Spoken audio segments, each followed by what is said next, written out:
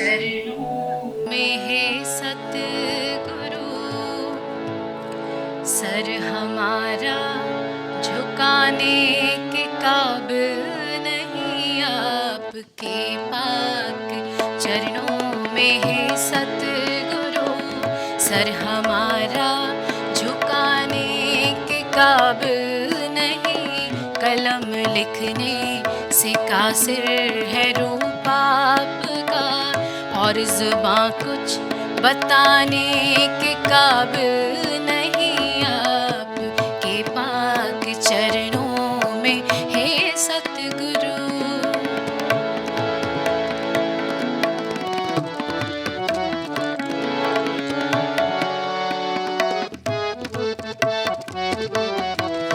आप जीवन का रास्ता दिखाते हमें, कीमती सत्यों के बताते हमें, आप जीवन का रास्ता दिखाते हमें, कीमती सत्यों के बताते हमें, कीमती सत्यों के बताते हमें, कीमती सत्यों के बताते हमें। नीच रागों में हम इतने जकड़े हुए, नीच रागों में हम इतने जकड़े हुए, कदम आगे बढ़ाने के काबिल नहीं, आपके पाक चरणों में है सतगुरु।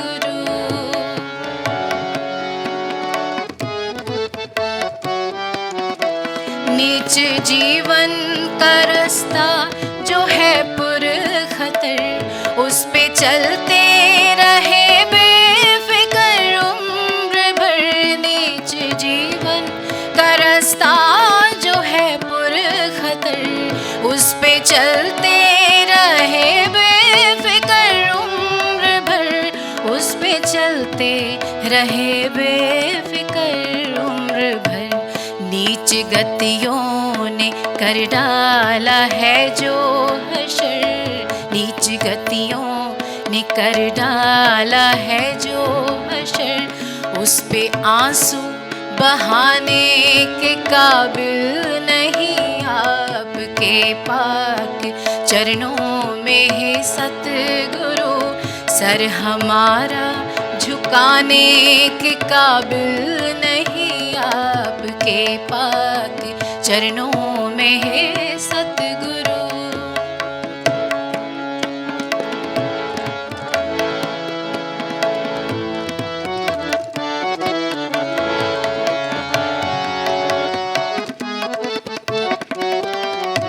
आपके देव विरलाप को जान कर, लेकिन उसकी हकीकत ना पहचान कर, आप देव विरलाप को जान कर, लेकिन उसकी हकीकत ना पहचान कर, लेकिन उसकी हकीकत ना पहचान कर, आपके मिशन में काम आने को हम हाथ पाँव हिलाने के काबिल नहीं, आपके पाक चरणों में है सतगुरु, सर हमारा झुकाने के काबिल नहीं, कलम लिखने से कासिर है रूप आपका, लिखने से कासिर है रूप आपका, और जुबां कुछ बताने के काबिल नहीं, आपके पाक चरणों में है सतगुरु।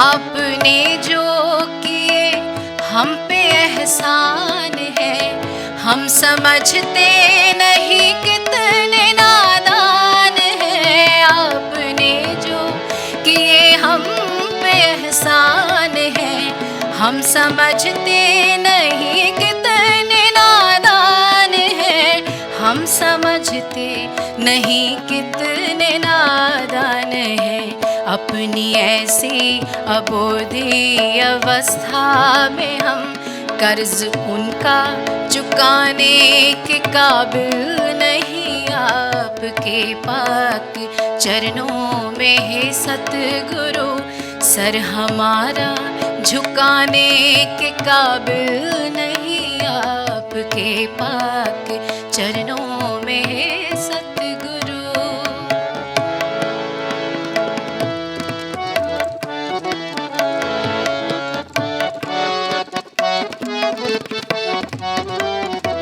देव जीवन की महिमा व सत्य ज्ञान की, जिसकी बेहद जरूरत है इंसान को।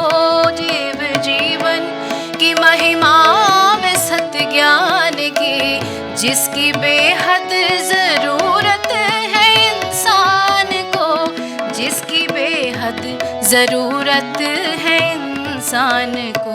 शौक अफसोस है अभी दुनिया में हम, शौक अफसोस है अभी दुनिया में हम, उसको खुलकर सुनाने के काबिल नहीं। आपके पाक चरणों में है सतगुरु, सर हमारा झुकाने के काबिल नहीं। कलम लिखने से कासिर है रूप आपका, कलम लिखने से कासिर है रूप आपका। और ज़ुबां कुछ बताने के काबिल नहीं। आपके पाक चरणों में है सतगुरु, आपके पाक चरणों में है सतगुरु, आपके पाक चरणों में है सतगुरु।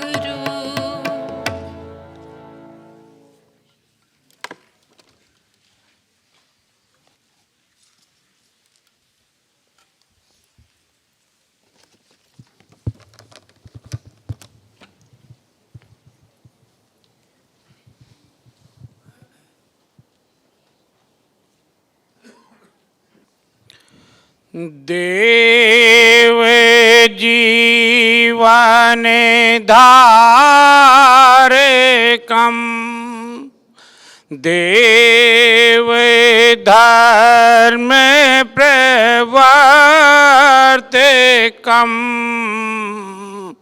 देव जीवन धारे कम, सत्य धर्म प्रवर्ते कम, सर्वहित संपादकम, सर्वहित संपादकम। श्रीदेव गुरु नमामि हम। देव ज्योति प्रकाश कम, आत्म रूप प्रदर्शकम, देव ज्योति प्रकाशकम, आत्म रोग प्रदर्शकम, आत्म पात प्रदर्शकम, आत्म प्रेम प्रदर्शकम। श्रीदेव गुरु नमामि हम। देव ज्योति प्रकाशकम, आत्म भोग प्रबोधकम् देव ज्योति प्रकाशकम् आत्म ज्ञान प्रबोधकम् सत्य धर्म प्रबोधकम् देव धर्म प्रबोधकम् श्रीदेव गुरु नमामि हम देव तेज प्रकाशकम् नीचे राग विनाशकम् देव तेज प्रकाशकम् नीचे घृणा विनाशकम् सत्य मोक्ष प्रदायकम् सत्य मोक्ष प्रदायकम् श्रीदेव गुरु नमामि हम देव तेज प्रकाशकम् ऊंचे भावे उत्पादकम् देव तेज प्रकाशकम् ऊंचे राग उत्पादकम् ऊंचे रूप विकासकम्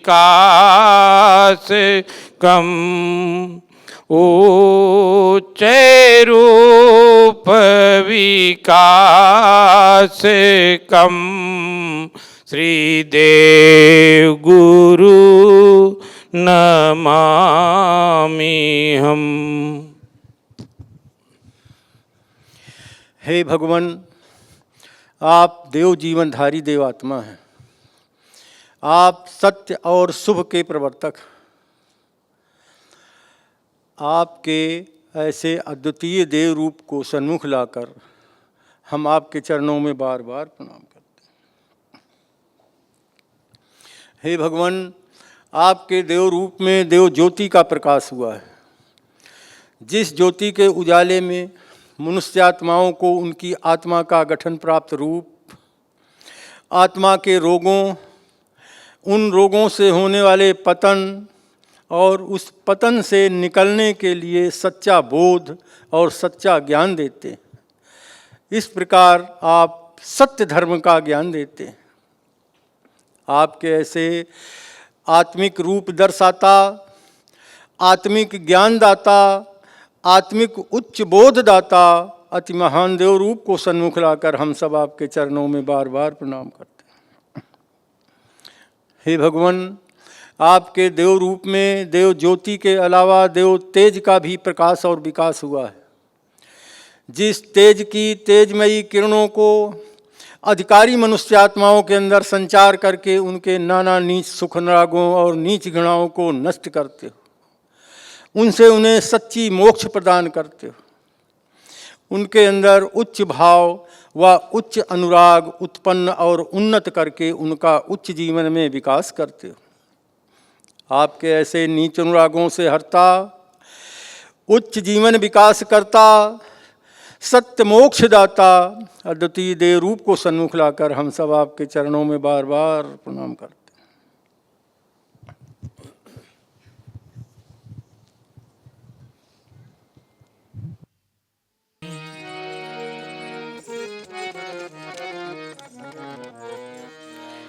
देते हैं धन्यवाद तुम्हें, देते हैं धन्यवाद तुम्हें, मेरे दिल के सारे उद्गार।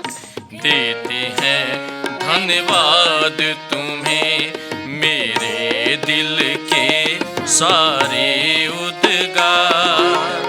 धन धन कहती तृप्त न होती, धन धन कहती तृप्त न होती, जेहबा मेरी बारंबार।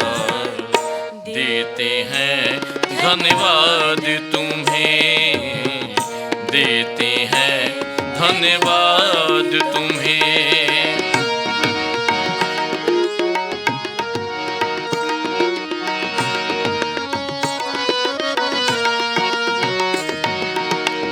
उपकृत किया है रोम रोम इस जीवन का मेरे भगवान।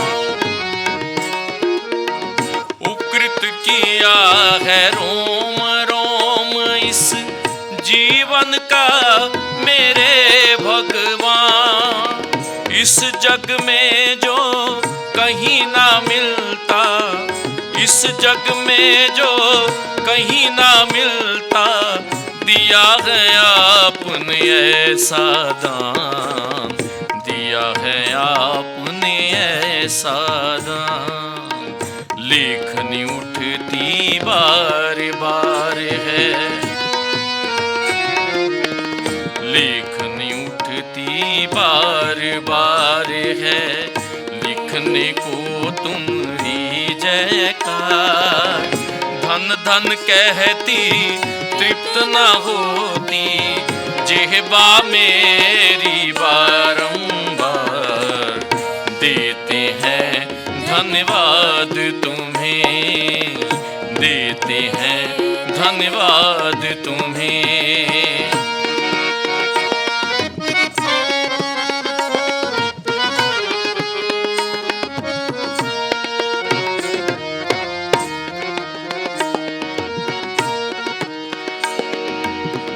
मस्तक झुक जाता है मेरा, करके तब चरणों का ध्यान।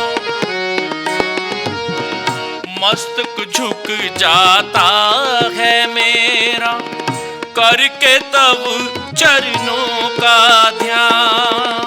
हृदय उत्कंठित होता है, हृदय उत्कंठित होता है, आपको अपना रक्षक जान, आपको अपना रक्षक जान। आंखें भरती अश्रु जल से, आंखें भरती अश्रु जल से, सतगुरु आपका रूप निहार। धन धन कहती तृप्त न होती, जेहबा मेरी बारंबार। देते हैं धन्यवाद तुम्हें, मेरे दिल के सारे उद्गार। धन धन कहती तृप्त न होती, जेहबा मेरी बारंबार। देते हैं धन्यवाद तुम्हें।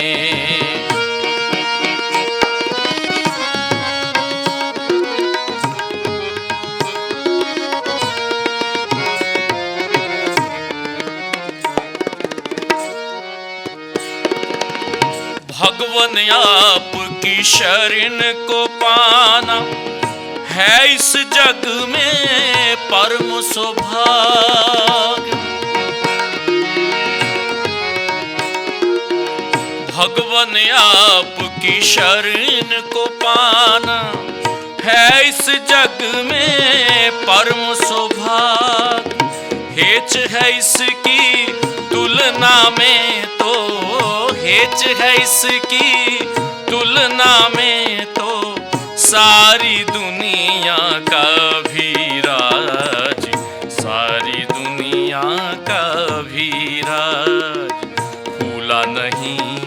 समाता हृदय, भूला नहीं समाता हृदय, पाकर ऐसा उच्च अधिकार। धन धन कहती तृप्त न होती, जेहबा मेरी बारंबार। देते हैं धन्यवाद तुम्हें, देते हैं धन्यवाद तुम्हें, मेरे दिल के सारे उद्गार। धन धन कहती तृप्त न होती, जेहबा मेरी बारंबार। देते हैं धन्यवाद तुम्हें।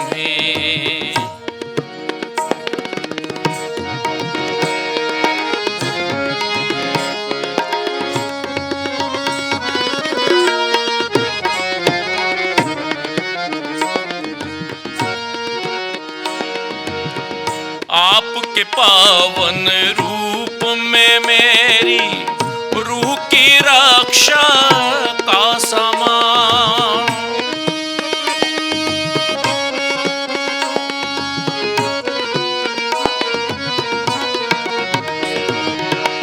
आपके पावन रूप में मेरी रूह की रक्षा का सामान। काश करूं मैं अनुभव उसको, काश करूं मैं अनुभव उसको, सदा ही अपना जान और प्राण, सदा ही अपना जान और प्राण। कर दूं ऐसे देव रूप पर, कर दूं ऐसे देव रूप पर, मैं अपना सब कुछ बलिहार। धन धन कहती तृप्त न होती, धन धन कहती तृप्त न होती, जेहबा मेरी बारंबार। देते हैं धन्यवाद तुम्हें, देते हैं धन्यवाद तुम्हें।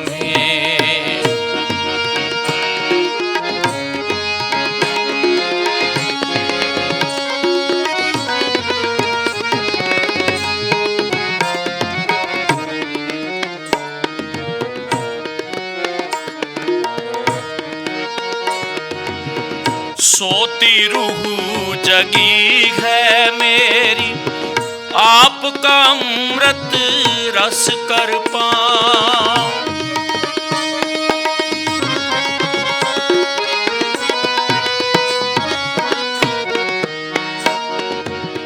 सोती रूह जगी है मेरी, आपका अमृत रस कर पाऊं।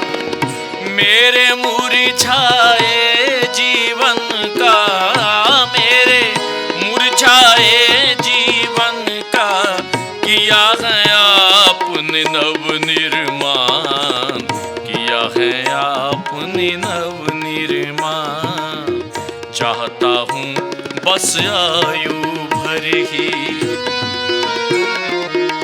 चाहता हूँ बस आयु भर ही, पड़ा रहूं मैं तुम्हारे द्वार। धन धन कहती तृप्त न होती, धन धन कहती तृप्त न होती, जेहबा मेरी बारंबार। देते हैं धन्यवाद तुम्हें, धन्यवाद तुम्हें, धन्यवाद तुम्हें, धन्यवाद तुम्हें।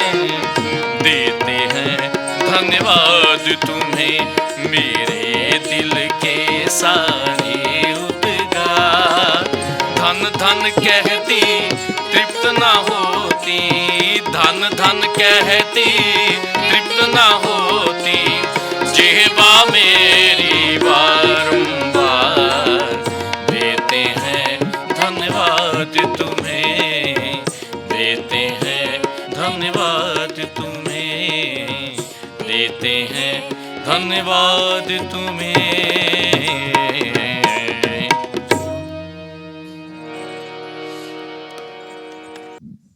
बहुत सौभाग्यवान जन परम पूजनीय भगवान देवात्मा का 174th जन्मदिन मनाने के उपलक्ष्य में यहाँ पर इकट्ठे हुए हैं। सबसे पहले मैं परम पूजनीय भगवान देवात्मा के दरबार में प्रार्थना करना चाहती हूँ।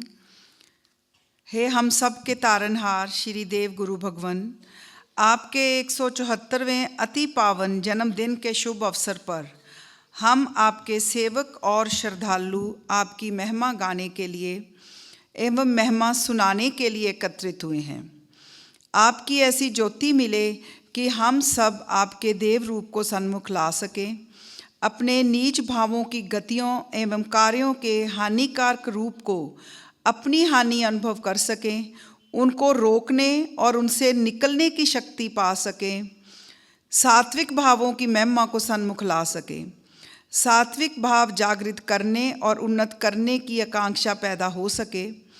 आपके ऐसे देव प्रभाव मिलें कि आपके द्वारा बताए गए उच्च जीवन के मार्ग का अनुकरण कर सकें, अपना और अपने परिवार का भला कर सकें, अपने समाज का भला करने के योग हो सकें। ऐसा आशीर्वाद हम सबको प्राप्त हो। आज का जो विषय है वो है देव जीवनधारी देवात्मा। सभा शुरू करने से पहले मैं थोड़ा सा आपसे बेनती करूंगी कि जिनकी जगह पे मैं आज सभा करवाने के लिए बैठी हूँ, ना तो उतनी मेरी काबिलियत है, ना उतना बड़ा मेरा जीवन है, क्योंकि जो जीवन उन्होंने, मेरे बहुत उपकारी मेरे पिता, हमारे जो पूर्व सेक्रेटरी श्रीमान निर्मल सिंह जी ढिल्लों, उन्होंने जो जीवन जिया वो मैंने वो जीवन नहीं जिया।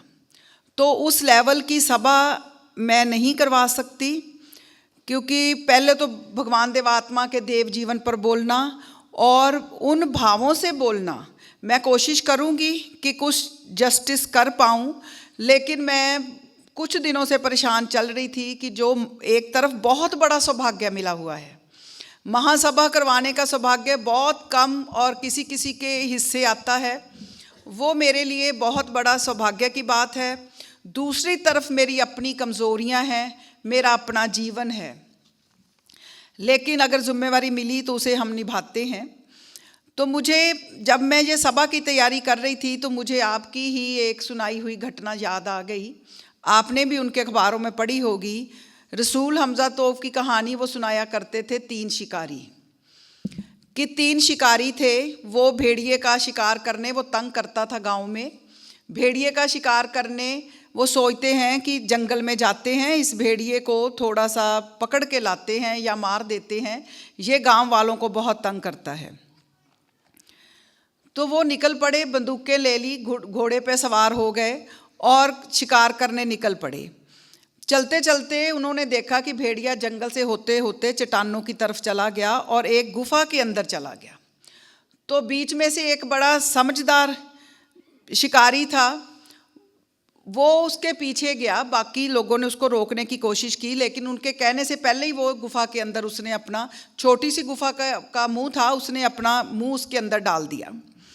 कुछ देर बाद जब वो वापस नहीं आया तो वो उसकी इंतज़ार करते रहे। तो फिर उन्होंने सोचा इसको देखते हैं कि ये गया कहाँ। तो देखा कि उसका मुंह तो गुफा के अंदर है, शरीर, धड़ उसकी बाहर है। तो जैसे ही उन्होंने उसकी धड़ खींची तो उसका सिर था ही नहीं। तो वो हैरान हो गए। उन्होंने एक दूसरे से पूछा कि जब हम घर से चले इसका सिर था? तो उन्होंने कहा, दूसरे ने कहा कि लगता तो था सिर था, इसने अपने हाथ में बंदूक पकड़ी थी, घोड़े पे चढ़ा था, सिर के साथ ही चढ़ा था। और ऐसा सोचते सोचते वो आपस में बहसने लगे। एक ने कहा मुझे नहीं लगता इसका सर था। जो दूसरा एक जो उसका साथी था उसने कहा चलो इसकी पत्नी से घर में जाके पूछते हैं कि इसका सर था। तो जैसे ही उसके घर गए, पत्नी ने दरवाज़ा खोला, देखा कि धड़ लटक रही है, मेरा पति का सर नहीं है। तो उन्होंने पूछा कि जब ये तुम्हारे पास से चला था तो क्या इसका सर था? तो पत्नी ने कहा सर तो था, क्योंकि ये टोपी पहन के गया था। मतलब क्या कि सिर पे उसके टोपी थी, पर उसके अंदर सर था कि नहीं था इसका मुझे पता नहीं, सर पे टोपी ज़रूर पहनता था। तो मैं वही सोच रही थी कि देवात्मा के देव जीवन पे बात करने से पहले सर को टटोलना चाहिए। ये गर्दन के ऊपर तो रखा हुआ है, पर इसके अंदर कुछ है कि हमें या मुझे खास तौर पे इसकी समझ आए और मैं समझा पाऊँ, तो वो कहानी का बहुत बड़ा अर्थ है। क्योंकि कहते हैं ना, जो म्यूज़िक यहाँ पे भजन हो रहे हैं और भजनों के बारे में कहा जाता है कि big mouth but something in the heart, कि गला तो बड़ा चाहिए ही लेकिन दिल में भी कुछ चाहिए। तो मुझे उम्मीद है यहाँ पे हमारे अंदर कुछ ना कुछ जीवन है, तो हम भगवान देवात्मा की बात सुनने और करने आए हैं। परम पूजनीय भगवान देवात्मा का जन्म 174 साल पहले श्री अकबरपुर में, जैसे हम कल से सुन रहे हैं, हुआ। लेकिन सिर्फ सुन लेने से हम समझ नहीं सकते, क्योंकि आपका जन्म सिर्फ मनुष्य मात्र के लिए ही नहीं, भौतिक जगत के लिए, पशु जगत के लिए, उद्भिद जगत के लिए बहुत सौभाग्य की बात थी कि आपका जन्म हुआ। ये जो चारों जगत थे, मैं तो आज समझ रही थी कि चारों जगत आपकी जय जयकार कर रहे हैं। आपने भौतिक जगत की बात सुनी, आपको दिखाई दिया, हमें दिखाई नहीं देता। हम ऐसी बातें 3 दिन से सुन रहे हैं, और जहाँ पे मैं सुबह गई, चाय पीते हैं, भौतिक जगत का बुरा हाल कर रखा था। चाय पी के गिलास नीचे फेंके हुए थे, प्लेटें नीचे फेंकी हुई थी। परम पूजनीय भगवान देवात्मा को वो अपने देव जीवन में वो नजर आते। आपको उद्भिद जगत नजर आया, आपको पशु जगत नजर आया, और आपको मनुष्य जगत नजर आया। ये जब जगत नजर आए, पर ये आए कैसे? ये कोई आसान बात नहीं थी, क्योंकि मनुष्य बड़ा सौभाग्यवान है अगर उसको अपने से योग्य व्यक्ति के साथ योग करने का मौका मिल जाए। अपने से योग्य व्यक्ति कौन होते हैं? अगर मैं बीमार होती हूँ तो मेरे से योग्य व्यक्ति कौन है? डॉक्टर है, जो मुझे बीमारी से निकालता है। अगर मैं मानसिक रूप से परेशान हूँ तो मैं अपने से योग डॉक्टर के पास जाती हूँ, मानसिक बीमारी वाले डॉक्टर के पास जाती हूँ कि मुझे मानसिक बीमारी से निकाला जाए, और उसका कुछ हद तक मनुष्य का पागलपन दूर भी करते हैं। अब आजकल तो बहुत ज़्यादा सिस्टम ही डिफरेंट आ गया, हर अंग के स्पेशलिस्ट हैं। लेकिन अगर मैं सोचूं कि हमारा सबसे बड़ा सौभाग्य क्या है, सबसे बड़ा सौभाग्य है कि अगर मनुष्य को मनुष्य के स्वभाव के उल्ट व्यक्ति के साथ योग करने का मौका मिल जाए। मनुष्य का स्वभाव क्या है? वो सुख अनुरागी है, वो सुख से प्रेम करता है, उसके अंदर उत्तेजनाएं और वासनाएं हैं। लेकिन अकेली हमारे अंदर नीच घृणाएं और नीच वासनाएं नहीं हैं, नहीं तो ये पृथ्वी विकास कर ही नहीं सकती। लेकिन हमारे स्वभाव का एक दोष है।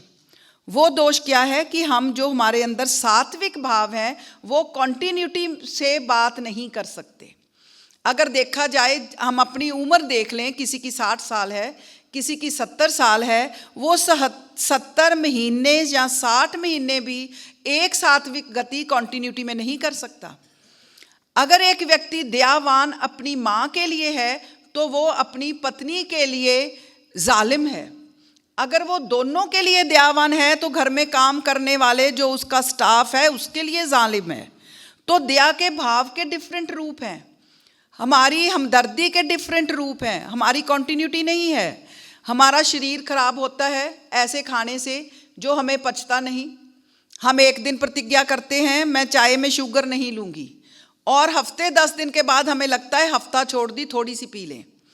कॉन्टिन्यूटी नहीं है हमारे व्यवहारों की, इसलिए हमें उस व्यक्ति के साथ या उस आत्मा के साथ योग देने की ज़रूरत है जिसके स्वभाव में कॉन्टिन्यूटी है। हमारे स्वभाव से उल्ट स्वभाव की कॉन्टिन्यूटी है, जिसके स्वभाव में चारों जगतों का हित करना हो, जिसका स्वभाव सत्य और शिव का अनुरागी हो, जो सारे जगतों के साथ सत्य मूलक संबंध बना सकता हो, जो सारे जगतों के साथ शुभ मूलक संबंध बना सकता हो। क्योंकि परम पूजनीय भगवान देवात्मा का जो देव जीवन है वो विकास क्रम की गाथा है। विकास क्रम की गाथा के लिए मैं हमेशा कहती हूँ 2 चीज़ें चाहिए वो सुनाने के लिए, और समझने के लिए भी वो दिमाग चाहिए। एक वैज्ञानिक सोच चाहिए। भगवान देवात्मा का जो देव जीवन है वो 2 पिलर पे खड़ा है, एक वैज्ञानिक सोच और दूसरा विकासवादी दृष्टिकोण। अगर ये दोनों बीच में से निकल जाएंगे आपका देव जीवन समझ में नहीं आएगा। इन दोनों के कारण भगवान देवात्मा ने जो विकास क्रम में अपना जीवन पाया उसकी हमें समझ आई। अब विकास क्रम में जो वैज्ञानिक सोच तो हमारी थी ही नहीं, हम तो प्रकृति में हमें जो मिला उसके ऊपर अंधाधुंध विश्वास करते थे। लेकिन अरिस्टोटल ने लिखा है कि यहूदियों ने जब पहली बार जंग में फतेह हासिल की तो उन्होंने आंखें उठा के, अपना सिर उठा के चांद सितारों की तरफ देखा और उनसे प्रश्न करने के काबिल हुए। क्या प्रश्न किए कि तुम कौन हो? इंसान तो ये मानता ही नहीं था कि तुम कौन हो, वो तो जो उसे मिला उसकी पूजा करने लगा, क्योंकि प्रश्न पैदा ही नहीं होते थे। उसके अंदर प्रश्न पैदा हुआ कि जीवन क्या है, उसके अंदर प्रश्न पैदा हुआ कि मौत क्या है।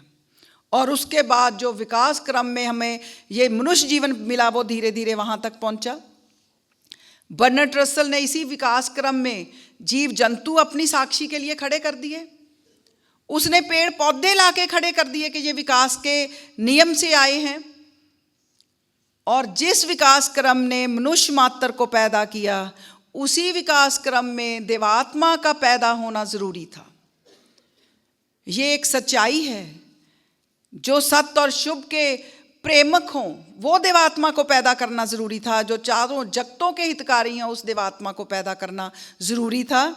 इसलिए 174 साल पहले श्री अकबरपुर में परम पूजनीय भगवान देवात्मा का जन्म हुआ। आप फरमाते हैं कि बाल्यकाल से मैं उस बात को करने के लिए जो अपने लिए और दूसरों के लिए हितकर है, अपने आप को बाध्य अनुभव करता था, और जो अपने और दूसरों के लिए हितकर नहीं है उसको ना करने के लिए भी बाध्य अनुभव करता था। मनुष्य का स्वभाव नहीं है, वो जो उसके अपने लिए सुखकर है वो करने के लिए बाध्य अनुभव करते हैं। ये क्यों करते थे? क्योंकि आप अपने बचपन में अपने अंदर ऐसी विशेषताएं लेकर पैदा हुए जो मनुष्य मात्र में नहीं थी। वो कौन सी विशेषताएं थी उसके ऊपर आपने पूरी अपनी विशेषताओं के ऊपर एक लिखा हुआ है।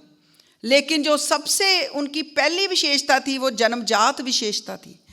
अब जन्मजात तो हम अपने अंदर, जैसे ये बच्चे बैठे हैं, ये कुछ ना कुछ अपने अंदर लेके आए हैं, इसीलिए ये यहाँ तक पहुँचे हैं। इन्होंने अपनी क्लासेस पढ़ी हैं। बाहर फूल है, मैं देखती हूँ, हम एक ही क्यारी में बड़े दिनों से कोशिश कर रहे हैं फूल हो जाएं, लेकिन माली कहता है समझ नहीं आता। मैं पौधा लगाता हूँ, बीज लगाता हूँ, कुछ खिलते हैं कुछ नहीं खिलते। धूप वही है, पानी वही है, माली वही है। उनकी जन्मजात योग्यता उतनी नहीं है कि वो एक ही माली से, एक ही धूप की किरणों से और पानी से, मट्टी से वो खुराक खींच सके जो उसके साथी ने खींच ली। इसलिए परम पूजनीय भगवान देवात्मा अपने अंदर जो देव जीवन की विशेषताएं लेकर पैदा हुए, उससे आपका जो जीवन था वो दूसरों से भिन्न हो गया। देव जीवन की विशेषताओं का मैं अगर बताना चाहूँगी तो वो एक पूरा ग्रंथ है, उसके ऊपर मैं नहीं जा सकती। मैं ये बताना चाहूँगी कि आपने जो देव जीवन की विशेषताओं के कारण आपने जो अपनी जीवन की यात्रा शुरू की वो कैसे दुनिया से अलहदा हो गई। आप फरमाते हैं मैंने भी उसी धरती पे जन्म लिया जहाँ दूसरों ने लिया, मैं भी उसी स्कूल में पढ़ा जहाँ दूसरे पढ़े, मैं भी उसी कॉलेज में गया जहाँ दूसरे पढ़े, लेकिन मेरा जीवन दूसरों से अलग हो गया क्योंकि जो घटनाएं दूसरों के लिए विनाशकारी सिद्ध हुई मेरे लिए विकासकारी सिद्ध हो गई। आपने पढ़ाई के बाद गुरु धारण किए, उनकी यहाँ पे तस्वीर लगी हुई है। आपने गुरु से क्या शिक्षा ली? कभी झूठ मत बोलना, चाहे जितनी मर्जी हानि हो जाए।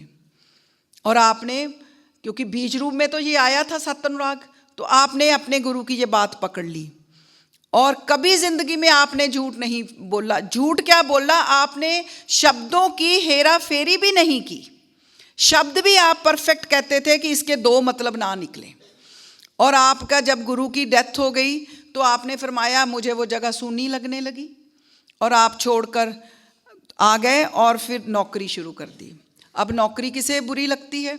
हम सब नौकरी के लिए पढ़ते हैं, नौकरी करने के लिए कहाँ कहाँ पापड़ बेलते हैं। परम पूजनीय भगवान देवात्मा को भी सरकारी नौकरी मिली। अब सरकारी नौकरी मिलनी तो बहुत बड़ी बात है। आप शादीशुदा थे, आपके 3 बच्चे थे, लेकिन आपका देव जीवन आपको चैन से नहीं बैठने दे रहा था।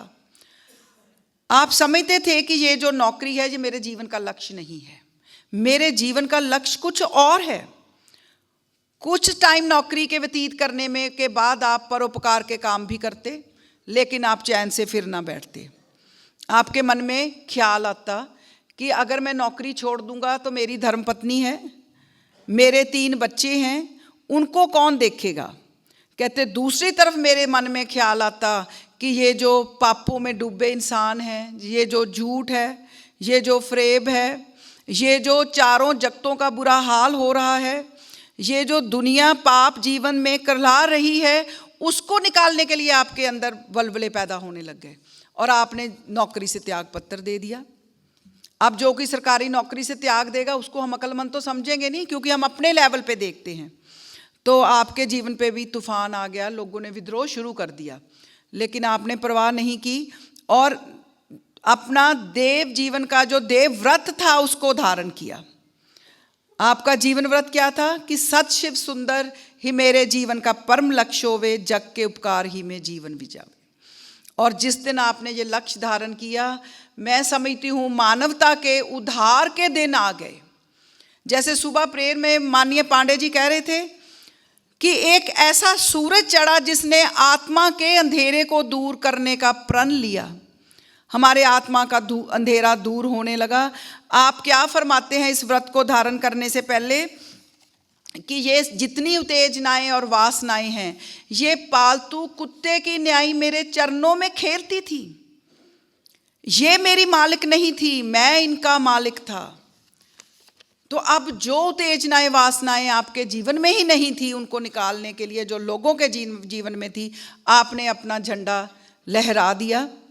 और विरोधता को तो तूफान आना ही था, लेकिन आपने इसी में आगे चलते चलते 11 वर्ष तक आप ईश्वर प्रेम में भक्ति के गीत गाते रहे, आप पूजा करते रहे, आप नाचते रहे, आप कई बारी इतने प्रेम से भर जाते कि अश्रु बहाते रहे सारी सारी रात। एक दिन आप हिंदुओं का तीर्थ स्थान है वैद्यनाथ, वहाँ पर बैठे थे। वहाँ पे एक स्पिरिचुअल लॉज के ऊपर नेचुरल लॉज की जो बुक आपको दिखी एक जगह पड़ी हुई, तो किसी बहुत महान पुरुष के घर में बैठे थे, वहाँ एक टेबल के ऊपर पड़ी हुई थी। जैसे ही आपकी निगाह गई तो आप उसकी तरफ आकृष्ट हुए कि जो नेचुरल लॉज हैं वो स्पिरिचुअल लॉज के ऊपर कैसे उसके ऊपर हावी हो सकते हैं। तो आपका कहते मैं उठा और मैंने फटाफट उसके पन्ने देखने शुरू किए, और जैसे मैं पन्ने देखता गया मुझे वो जो किताब थी वो अपनी तरफ खींचती चली गई। और आपने वहाँ से उठा तो सकते नहीं थे, तो आपने देखा वो किताब मुझे कहाँ मिलेगी।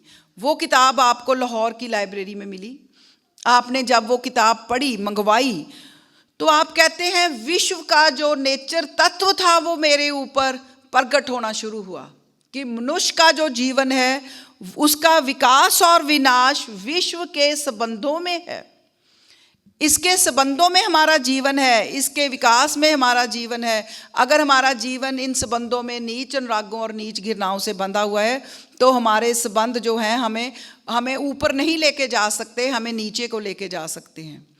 तो कहते एक तरफ मेरे दिमाग से वो ईश्वर प्रेम था और दूसरी तरफ जो मेरी नेचर का दूसरा पहलू था कि हम संबंध तत्व की शिक्षा के अनुसार पैदा कहाँ से हुए हैं, विकासवाद के कारण हम पैदा हुए हैं, वही गुण विशेषताएं हमारे अंदर हैं। तो आप फरमाते हैं एक दुनिया मेरे सामने नहीं खुल गई। 2 साल तक आपने अध्ययन किया और एक दिन फिर आपने ईश्वर की किताबें जो आपने लिखी हुई थी वो सारी जला दी। 1280 किताबें थी, 1200 उसकी कॉपियां थी, वो आपके सामने जलती रही।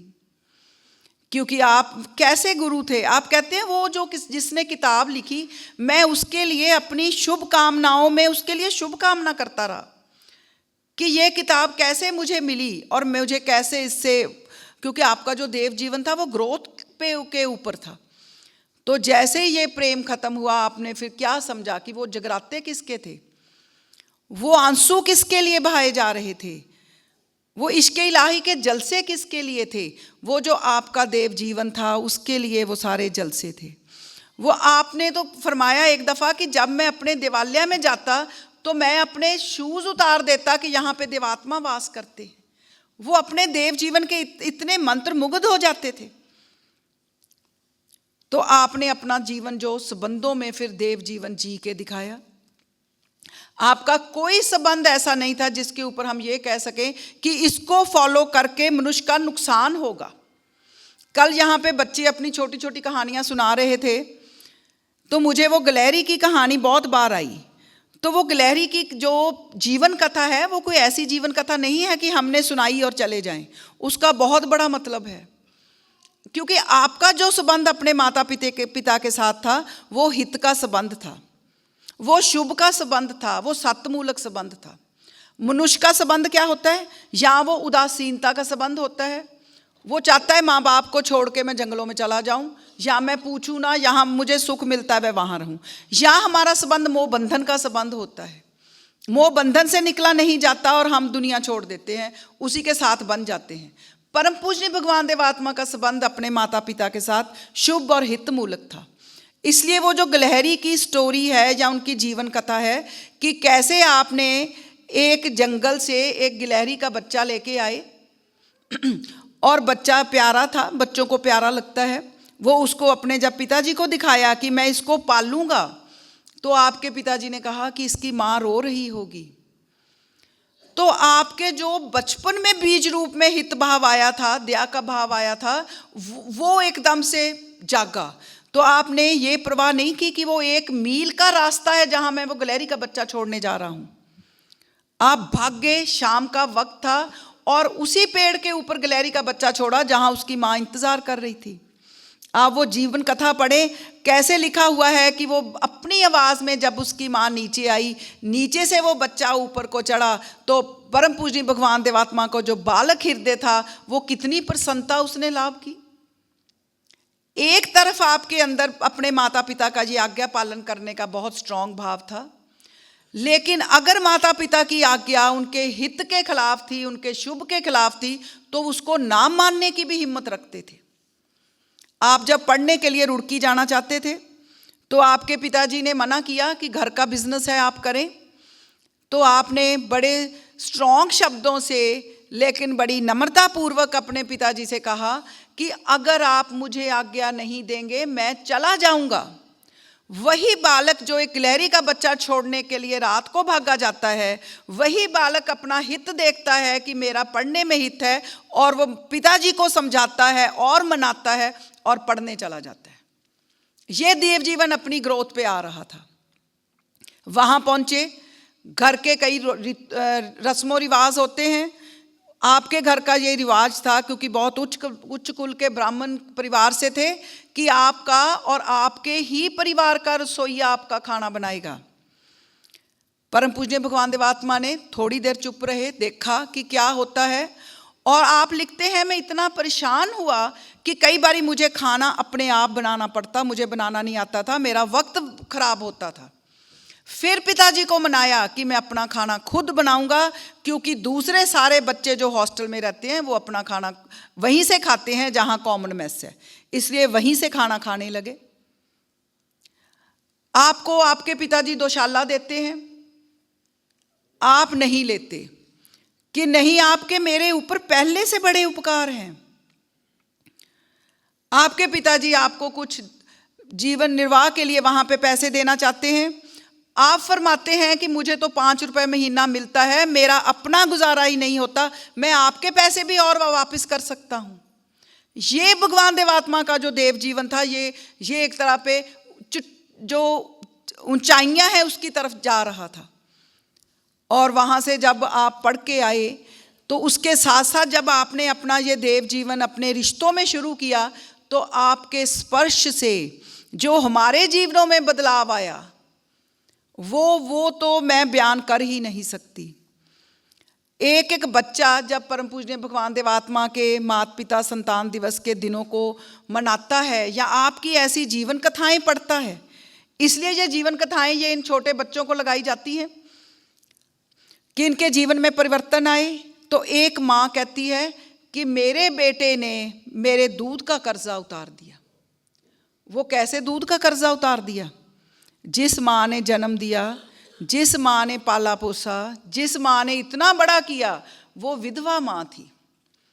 और वो बालक उस विधवा माँ को कहता है बड़ा होके, वो मैं शब्द नहीं यूज़ कर सकती क्योंकि माएँ हैं हम, कि इसका मैं पत्थर मार के सर फोड़ दूंगा। और कह देता है, बहुत बच्चे कहते हैं, बहुत लड़के कहते हैं कि माँ है क्या चीज़। आपके देव प्रभावों में आता है, आपके देव जीवन का स्पर्श मिलता है और वो बच्चा माँ की इतनी सेवा करता है कि माँ बोल उठती है कि मेरे दूध का कर्जा इसने अदा कर दिया।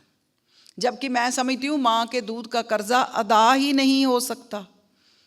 वो बहुत मुश्किल है माँ के दूध का कर्जा अदा करना। एक बाप को हम क्या समझते हैं, ये तो अभी मैंने व्हाट्सएप पे देखा कि बड़ी कोट्स आनी शुरू हो गई हैं, पहले ऐसा नहीं था। बाप का अपमान होता है घरों में, बाप की हितकर बात भी नहीं मानी जाती। तो एक दिन सरे बाजार एक लड़का किसी शख्स के पाँव पे सिर रख देता है। जो बाजार में से निकलते हैं वो कहते हैं, बड़े वाह भी वाह, आप तो साधु महात्मा हो गए, ये तो आपकी तो फॉलोवर बड़े हो गए, ये आपके चरणों में सर रखने वाले व्यक्ति पैदा हो गए। और वो पिता कहता है, ये और कोई नहीं, ये मेरा बेटा है, ये मेरा बेटा चूंकि देव समाज में जा रहा है, परम पूजनीय भगवान देवात्मा के असर लाभ कर रहा है, तो जैसे ही मैं आया इसने मेरे चरणों में सर रखा। क्योंकि उसने गुरु महाराज जी की, हमने वो जीवन कथाएं सुनी हैं जिसमें परम पूजनीय भगवान देवात्मा अपने पिता का चरण अमृत लेते थे जब उपकारी रूप सामने आता था, जब कभी मिलते थे। और अपनी माता जी को जब वो गुरु बन गए, मिलने गए, और परम पूजनीय भगवान देवात्मा के बारे में ये मशहूर था, as neat as a cat. European उनको कहते थे कि वो इतना साफ सुथरा रहते थे। जैसे ही आप देखते हैं कि आपके माता जी आ रहे हैं, आपके साथ आपके सेवक हैं, आप अपना सर उनके चरणों में रख देते हैं और ये परवाह नहीं करते कि फर्श पे कोई चटाई नहीं है और फर्श मिट्टी की बनी हुई है, उसके ऊपर कोई ईंट पत्थर नहीं लगे हुए। और आप साष्टांग माँ को प्रणाम करते हैं कि माँ का मुझे वो महान रूप नजर आया। जबकि जब कोई समझता है मैं महात्मा बन गया, मैं गुरु बन गया, सबसे पहला काम ये होता है कि रिश्तों को त्याग के हम कहते हैं हमने जंगलों में जाना है। परम पूजनीय भगवान देवात्मा कहते हैं यही रिश्ते तुम्हारे विकास के काम आएंगे, यही इन्हीं रिश्तों से तुम्हारा विनाश होगा। एक बहुत राजनीतिक हमें पता है वो व्यक्ति थे, वो कहते मैं इतना बड़ा राजनीति के फील्ड में चला गया कि मेरी माँ बूढ़ी हो गई, मुझे पता ही नहीं चला। हमें नहीं पता चलता हमारे माँ बाप कब बूढ़े हो जाते हैं। तो कहते मुझे पता ही नहीं चला मेरी माँ कब बूढ़ी हो गई। मुझे तार आई, चिट्ठी आई कि माँ बहुत बीमार है, तू आ जा। ये सोलन की घटना है, मैंने भी सुनी हुई है। तो वो कहते हैं मैं नहीं गया क्योंकि मैं तो बहुत बड़ा आदमी था, मैंने आगे आदमी रख छोड़े थे जो मेरी माँ की सहायता करते थे। तो कहते फिर मुझे चिट्ठी आई, तार आई, एकदम से तार आई कि जल्दी पहुँचो, माँ आखिरी सांस ले रही है। वो कहते मेरे अंदर जो वो इतना ज़्यादा एक रूप बन चुका था कि मैं तो बड़ा राजनीतिक पर्सन हूँ, मेरे पास वक्त नहीं है। मैंने कहा कोई बात नहीं, आता हूँ। कहते फिर आखिरी मैसेज आया कि माँ मर गई है, चिता को आग लगाने आ जाओ। वो कहता शायद मैं वो भी ना जाता अगर मेरे में ये ना होता कि राजनीति में लोग क्या कहेंगे कि माँ की चिता को आग लगाने नहीं आया। कहता जब मैं चिता को आग लगाई तब भी मेरे मन में रत्ती भर भी कोई दुख नहीं था कि मैंने माँ मेरी की चिता जल रही है। और कहते उन्होंने चप्पल उठाई और इसी देश समाज की स्टेज के ऊपर अपना सर तोड़ लिया कि मैं माँ के जीते जी नहीं गया, माँ की चिता को भी आग उस श्रद्धा से नहीं लगाई जिससे मुझे लगानी चाहिए थी।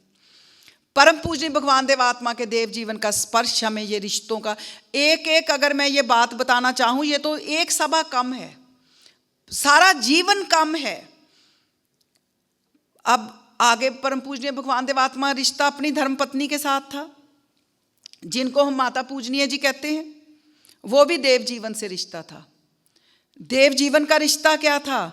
धर्म मूलक रिश्ता था, धर्म को बढ़ाने का रिश्ता था। परम पूजनीय भगवान देवात्मा फरमाते हैं कि धर्म पत्नी के साथ हमारा संबंध उसके शरीर से, उसकी मानसिक अवस्था से, उसके आत्मा की ग्रोथ करना है, उसको यूज नहीं करना कि सुबह से शाम तक खाना बनाएगी।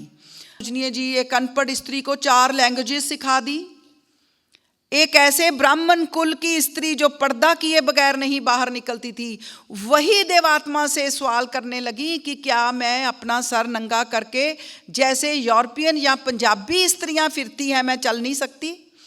आप फरमाते हैं आप क्यों नहीं चल सकती? आप पर्दा उठा सकती हैं। मैं आपके ऊपर ज़बरदस्ती ये नहीं करना चाहता था, आपका पर्दा उठवाना नहीं चाहता था। आपके अंदर अगर ये विचार आया है तो बड़ा हितकर विचार है, आप अपना पर्दा उठाएं। और वहाँ लिखा हुआ है कि माता जी लिखती हैं कि मुझे वो जो पालकी थी उसमें जाना कभी पसंद नहीं आया कि मुझे 4 लोग उठा के लेके जा रहे हैं। कहते हैं कि गोरों की स्त्रियां टिक टिक करती टांगे पे जाती थी, मेरा भी दिल करता था मैं टिक टिक करते हुए टांगे पे जाऊं। और उस दिन के बाद वो उसी टांगे पे बैठने लगी, स्त्रियों की सभा को एड्रेस करने लगी। जो एक स्त्री सर पे पर्दा करती थी वो पर्दा हटा के स्त्रियों की सभा को संबोधित करती, उनको उनके अधिकारों के बारे में बताती, उनको निज जीवन से निकलने के बारे में बताने लगी।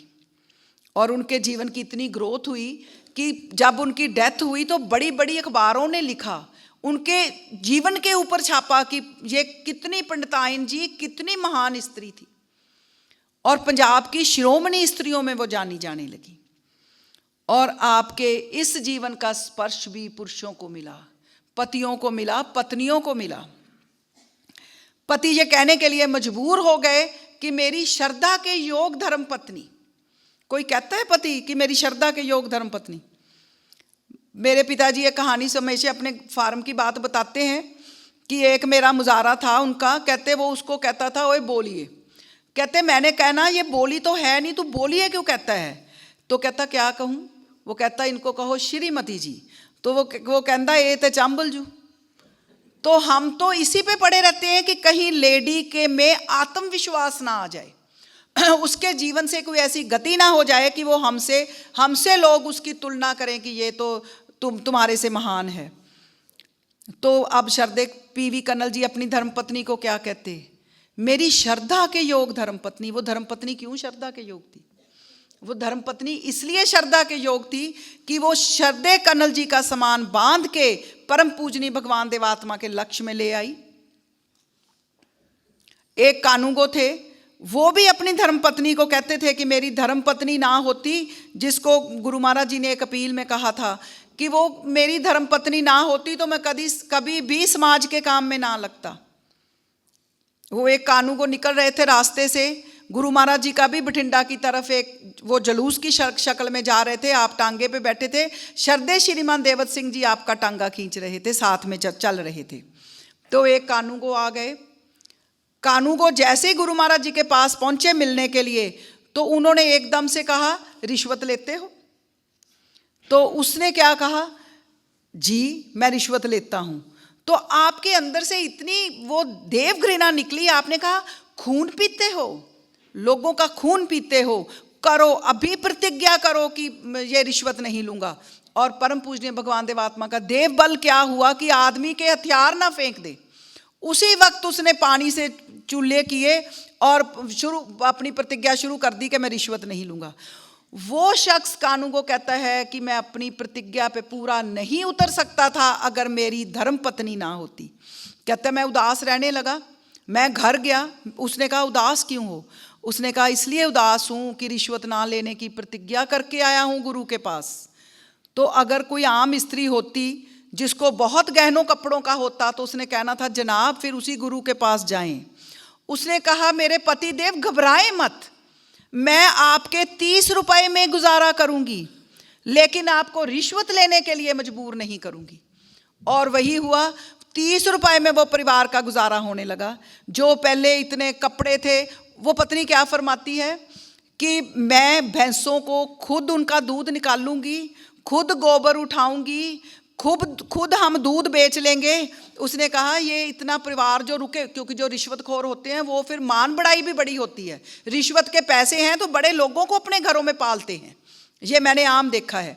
तो वो कहता है इनका क्या होगा जो इतने लोग हमने पाल रखे हैं? वो कहती सब अपने घरों में जाएंगे। और वो 30 रुपए में उस कानूगो के परिवार का गुजारा होने लगा। और वो परिवार कहाँ पहुंचा कि वो 10 रुपये अपने बेटे को भी दे देता, एक को 10 रुपये पढ़ने के लिए दूसरे को भी दे देता, क्योंकि ये बहुत पुरानी बातें हैं। तो वो 10 रुपये दूसरे में 7-8 रुपये में भी कहते वाह ये क्या कमाल हो गई, 8 रुपये में गुजारा होने लग गया। और अगर उसकी धर्मपत्नी उसको मिशन में ना लेके जाती, मैं तो अपने मदर का पढ़ रही थी, उन्होंने ये लिखा कि पति से दुख क्या होता है मुझे नहीं पता, ये सरदारों के लड़के से दुख ना मिले, ये कहाँ क्या ये तो लिख के ही नहीं आता उनके साथ। तो मेरी मदर कहती है कि मुझे पति से दुख क्या होता है इसका एहसास नहीं है, मैं जिधर को चली वो मेरे 2 कदम मुझे आगे बढ़ने का, उन्होंने कहा वो जिधर को चले मैं उनके पीछे चली और जीवन स्वर्ग बन गया। ये वैसे नहीं होना था, ये भगवान देवात्मा ने जो हमें ये उदाहरण दिए, ये जो जीवन जी के दिखाया। आप एक दफ़ा माता जी बीमार थी, आपने कहा मैं खुद सेवा करूंगा, परम पूजनीय भगवान देवात्मा ने कहा कहीं तुम सो ना जाओ, कहीं इनकी जो इलाज है उसमें तुम्हारी कोई ऐसी ना हो जाए कि बेपरवाही कि ये और बीमार हो जाएं। और एक दफ़ा उनको लगा कि माता जी ने पुकारा है, वो थोड़ा सा दूर ऊपर बैठ के कुछ लिखने का साधन कर रहे थे। परम पूजनीय भगवान देवात्मा इतनी जोर से नीचे सीढ़ियां उतर के आए कि ठेडा लग गया। तो कमाल की बात है, एक तरफ हमें जीवन जीने की कला सिखाते हैं और उस कला को खुद जी के दिखाते हैं। आप हमारा बच्चों के साथ संबंध होता है, परम पूजनीय भगवान देवात्मा का भी बच्चों के साथ संबंध था। एक दफ़ा 2 कबूतर थे, वो अपने बच्चे उड़ा रहे थे, छोटे छोटों को अपनी चोंच से वो मार रहे थे, चोंच से। तो 2 उनके पास कोई सेवक बैठे थे, तो उन्होंने पूछा ये क्या कर रहे हैं? कहा मुझे नहीं पता ये क्या कर रहे हैं। कहते ये अपने बच्चों को उड़ा रहे हैं कि बड़े हो गए, पंख लग गए, उड़ना सीख गए, अब जाओ अपना दाना पानी चुनो। कहते मनुष्य क्या करता है, वो जितने बड़े बच्चे हो जाएं वो पालता जाता है, पालता जाता है। इसी में फ़र्क है। आपके एक बच्चे की शादी हुई, हफ्ता वो आपके साथ रहे, हफ्ते में परम पूजनीय भगवान देवात्मा ने फरमाया या अपनी नौकरी का प्रबंध करो या अपना बाहर घर का प्रबंध कर लो, मैं ऐसे खाना नहीं खिलाऊंगा। और अपनी एक सपुत्री जिसको घुड़सवारी सिखाई, बहुत प्यार करते थे, उसको जब वो पढ़ाई पूरी करने के बाद खाना उनके साथ ही देवाश्रम में खाने लगी तो सैर को ले गए। उससे कहा बेटी स्वार्थ किसको कहते हैं? आपकी बेटी थी, उसने कहा अपने लिए जीने को स्वार्थ कहते हैं। तो फरमाया तुम क्या हो, अगर मेरे साथ रहना है तो लंगर में पैसे डालो, नहीं तो अपना इंतजाम करो। हम कह सकते हैं मनुष्य, लेकिन मनुष्य बने ऐसे, मनुष्य बने जिन्होंने अपने बच्चों की परवाह नहीं की, जिन्होंने कहा कि हमने इतना पाल दिया, बड़े कर दिया और अपना रास्ता देखो। ऐसे महान जो जीवन बने हमारे, वो कैसे बन गए? परम पूजनीय भगवान देवात्मा के दृष्टांत के बिना नहीं बन सकते। परम पूजनीय भगवान देवात्मा क्या हितकर है, क्या हितकर है, वो एक छोटी सी घटना से आपको मैं और समझाना चाहूँगी। श्रद्धेय श्रीमान गुरवंत सिंह जी की यहाँ पे फोटो है, जिन्होंने गुरु महाराज जी की जाति सेवा की। वो श्रीमान जी थे जिन्होंने जब गुरु महाराज जी सोलन जब जाते थे, उनका टांगा वो खींचते थे। एक दफ़ा टांगा जा रहा था तो आपको लगा कि टांगा खाई में ना गिर जाए, थोड़ी सी घोड़ी बिदक गई। तो श्रद्धेय श्रीमान गुरवंत सिंह जी ने दवा, जैसे को कहते हैं, फटाफट उसकी तरफ जाके खाई की तरफ कंधा दे के खड़े हो गए कि कहीं ये खाई में ना चली जाए और गुरु महाराज जी को चोट ना आए। तो परम पूजनीय भगवान देवात्मा ने फरमाया कि ये क्या किया, ये अगर आपको चोट आ जाती, अगर आप गिर जाते। तो उन्होंने कहा भगवान अगर आपका टांगा गिर जाता तो हम कहाँ जाते? तो आपने फरमाया आगे से इतनी जल्दी नहीं करनी, लेकिन मुझे एक बात का यकीन हो गया। किस बात का यकीन हो गया? कि हमारा भी कोई है। ये उनकी बात बता रही हूँ जिनको परम पूजनीय भगवान देवात्मा फरमा रहे हैं कि मुझे लगा कि हमारा भी कोई है। उनके पिताजी बहुत बीमार हो गए और वो अपने पिताजी की इच्छा के विरुद्ध देव समाज में काम करने लगे थे। आपने कहा मैंने कोहार वाला जाना है, मेरे पिताजी बीमार हैं। परम पूजनीय भगवान देवात्मा ने फरमाया सामान बांधो और इसी वक्त आप अपने पिता की सेवा में जाओ। वो अपनी पिता की सेवा में गए, लेकिन पिता ने सेवा नहीं करवाई। पिता ने कहा कि मैं तो शक्ल नहीं देखना चाहता, तू नौजवान लड़का हमारे घर से चला गया। 14-15 साल की उम्र से थी जब उनको ये सारा जीवन अपना समझ आने लगा। तो आपने बहुत उनको समझाने की कोशिश की। जब पिता नहीं माने तो वो गुरु महाराज जी के पास फिर आ गए। उन्होंने कहा अभी इस दिन तो गए थे, वापस कैसे आ गए? तो श्रीमान जी ने कहा कि पिता ने मेरी मदद लेने से इनकार कर दिया। और गुरु महाराज जी क्या फरमाते हैं कि अगर मेरे पिता होते तो मैं बिल्कुल उनको छोड़ के ना आता जब तक मैं उनको मना ना लेता। इसलिए फिर वापस जाओ और पिता की सेवा करो। उनको फिर वापस भेजा। पिता तंदुरुस्त हो गए, पिता ने सेवा कबूल की। और जब वो वापस आए तो थोड़े दिनों बाद, महीनों बाद मैसेज आया कि पिता की डेथ हो गई। श्रीमान जी ने सामान बांधा और गुरु महाराज जी के पास आए कि मेरे पिता की डेथ हो गई, अब मैं जाना चाहता हूँ। तो गुरु महाराज ने पूछा ये काम हम बहुत इंपॉर्टेंट कर रहे हैं, क्या पिता को अग्नि देने वाले और हैं? तो उन्होंने फरमाया हाँ मेरे दूसरे भाई हैं। तो कहते अगर हम तुम्हारी जगह होते तो अपने गुरु को ऐसी हालत में छोड़ के ना जाते। ये परम पूजनीय भगवान देवात्मा का हितकर और शुभकर संबंध था। जब जरूरत है तो जाना है, जब जरूरत के बिना सर चल सकता है, क्योंकि जब उनके दृष्टांत अपने जीवन के हैं। ये नहीं कि उन्होंने एक अपने शिष्य को ये शिक्षा दी। आपके एक बड़े सुयोग पुत्र जिनकी यहाँ पे फोटो लगी हुई है, जब उनकी डेथ हो गई उनको आपकी फिलॉसफी का पंडित कहा जाता था। इतने महान वो थे। मैं उनका पढ़ रही थी जीवन। आपने हम क्या करते हैं, हम मनुष्य आत्मा क्या है, मुझे यहाँ सभा करने का मौका मिल जाए मैं बड़ा खुश हूँगा, मुझे वहाँ सभा दे दो। आपके पुत्र आपको क्या कहते हैं कि मेरी जगह सभाएं श्रीमान देवत सिंह जी करवा लेंगे, मुझे अपने चरणों में जगह दे दो। मैं आपको आते जाते काम करते, आपके बरामदे में चलते फिरते देखकर, आपके लेखों का काम करके अपने जीवन का कुछ भला करना चाहता हूँ। वो ये पुत्र थे और वो बीमार हो गए। परम पूजनीय भगवान देवात्मा उनका हालचाल पूछने जाते हैं और अपने सेक्रेटरी को क्या कहते हैं कि जितना इनका निर्वाह भत्ता मिल रहा है, क्या इनके ऊपर उससे ज्यादा खर्चा तो नहीं हो गया? क्योंकि निर्वाह भत्ता देते थे वो अपने कर्मचारियों को। तो उन्होंने कहा कि नहीं हुआ। कहते जो निर्वाह भत्ता है उससे ऊपर खर्चा नहीं होना चाहिए। अगर खर्चा होता है तो मैं अपने निजी पैसों में से इनके इलाज के लिए दूंगा। जिन्होंने सारी समाज दे दी, जिन्होंने इतने इतने इंस्टीट्यूशन दे दिए, वो गुरु ये फरमा रहे हैं अपने इस पुत्र के लिए। और ये भी फरमाया कि इनकी कितनी मेडिकल की छुट्टियां बची हैं, उसमें से आप इनकी कितनी लग गई हैं। अगर मेडिकल की छुट्टियां ज्यादा हैं तो इनकी तनख्वाह में से काटा जाए। ये गुरु। और जब आपके इकलौते इन्हीं पुत्र की डेथ होती है, आप पत्र लिख के वहां लाहौर भेज देते हैं कि ये शुभ कामना का पत्र वहां पे पढ़ के सुना देना। हम लिखने का काम कर रहे हैं, हम पहुंच नहीं पाएंगे। तो अपने सेवकों को भी वैसी शिक्षा देंगे। इसलिए मैं कल जब जीवन कथाएं पढ़ रहे थे इस बच्चे, तो मैंने कहा ये एक एक जीवन कथा अनमोल है अपने जीवन को बदलने के लिए, क्योंकि ये देव जीवन के विकास की गाथा है। ये जितनी जीवन कथाएं हैं, आपका संबंध इन्हीं के साथ ही नहीं, आपका संबंध भौतिक जगत के साथ भी बहुत अच्छा था। वो तो होना ही था, वो तो देव संबंध होना था। श्रद्धेय कर्नल जी ने आपको जाति रूप में देखा है, तो आपने लिखा है कि परम पूजनीय भगवान देवात्मा की हर चीज सफाई तरतीब में होती थी, हर चीज अपनी जगह पे पड़ी होती थी। एक रसीद की बुक की हमने सबने वो कहानी सुनी है। मैं तो हमेशा अपने माथे पे सिर मारती हूँ जब मुझे कोई कागज नहीं मिलता, कि कभी कितनी बारी अनेक बारी होता है कि जहाँ चीज़ रखनी है वहाँ रखी नहीं जाती।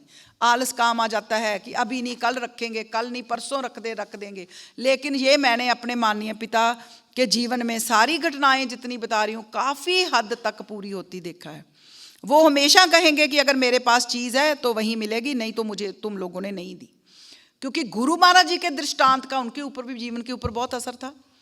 आपने रसीद बुक कहीं रख दी, सेवकों ने पूछा गुरु महाराज जी, महाराज आपने कहीं यहाँ तो नहीं रख दी?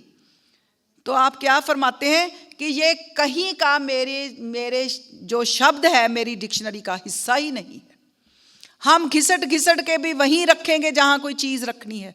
तो मैं तो सोचती हूँ कि हम मनुष्यों का तो आधा जो जीवन है चीज़ें ढूंढने में लग जाता है, रखा ही नहीं जाता। करके देख लो ये कॉन्टिन्यूटी में, आज बड़ा मन में आएगा कि हम चीज़ें आज से रखेंगे, कंटिन्यूटी में हम 2 महीने नहीं रख सकते, 20 दिन नहीं रख सकते, उसके बाद फिर हौच पौच हो जाता है। ये दोष है हमारे स्वभाव में, और वो गुण है परम पूज्य भगवान देवात्मा के देव जीवन का, जिसकी हम पैरवी करके आगे बढ़ तो सकते हैं, लेकिन पूर्ण रूप से हम उसको अपना नहीं सकते। पेड़ पौधों के साथ अब इस बात की इतनी खुशी है कि इस बारी हमने बहुत सूझबूझ के साथ बहुत कम जो नेचुरल फ्लावर्स हैं उनको वेस्ट किया है।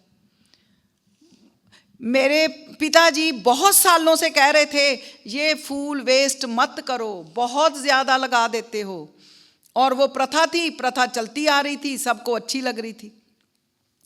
क्योंकि मैंने जब फिर बड़ी गहराई से अध्ययन शुरू किया तो मैंने कहा कि ये हमारी स्वेच्छाचारता है कि हम आपके कहने पे भी आपके फूल कम नहीं कर पा रहे। वो क्या घटना मैंने गुरु महाराज जी की पढ़ी कि एक फूल जो बहुत सुंदर था आपके एक कर्मचारी ने आपको ला के दिया, आपने वो फूल देखा, आप बहुत प्रसन्न हुए। एक फूल, उसके बारे में आपने फरमाया कि क्या इस फूल के लिए तुम पानी देते हो? शिरमई ने कहा ये तो ऐसी जगह है जहाँ झरना है, पानी की ज़रूरत नहीं है। क्या इस फूल को जंगली जानवरों से बचाते हो? उसने कहा कि ये ऐसी जगह है जहाँ पे जंगली जानवर पहुँचते नहीं। तो फिर क्या कहा कि हम इसके लिए अपनी शुभ कामना करेंगे कि इसमें और ऐसे सुंदर फूल आते रहें। ये देव जीवन है, ये देव जीवन है कि आपने जिस बकरी का दूध पिया उस बकरी को भी अपनी शुभ कामना में याद करते रहे। मनुष्य तो मार के खा जाता है। इसीलिए आप वहां टीले पे बैठे थे एक दिन सोलन में, गायें जा रही थी, आपके देव दिल के ऊपर इतना प्रभाव पड़ा कि शायद कसाई इसको मारने के लिए लेके जा रहा है। आपने कहते मैं कर कुछ नहीं सकता था, मैंने प्रार्थनाएं शुरू करी और कहते हैरानी की बात, कहते मुझे नहीं पता वो कैसे असर हुआ, शाम को वही गायें वापस आ रही थी।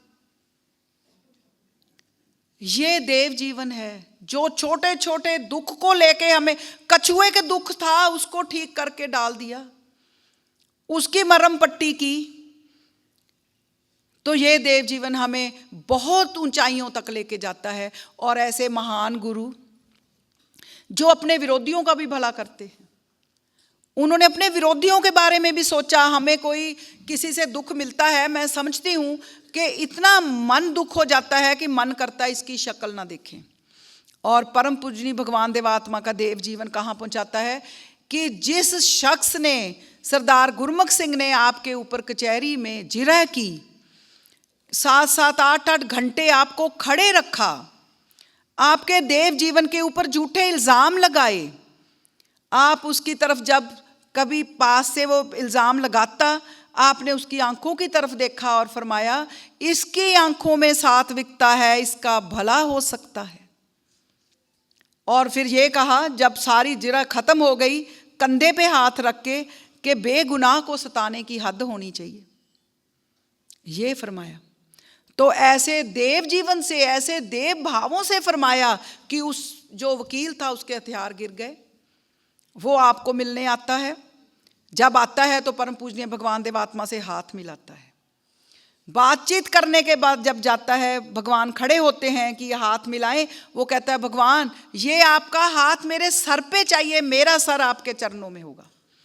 और वो कहाँ पे पहुँचे? जो फिरोजपुर का पहला स्कूल खुला, एक सताने वाला व्यक्ति परम पूजनीय भगवान देवात्मा के मिशन में काम आता है, वहाँ का पहला चार्ज उसको दिया गया।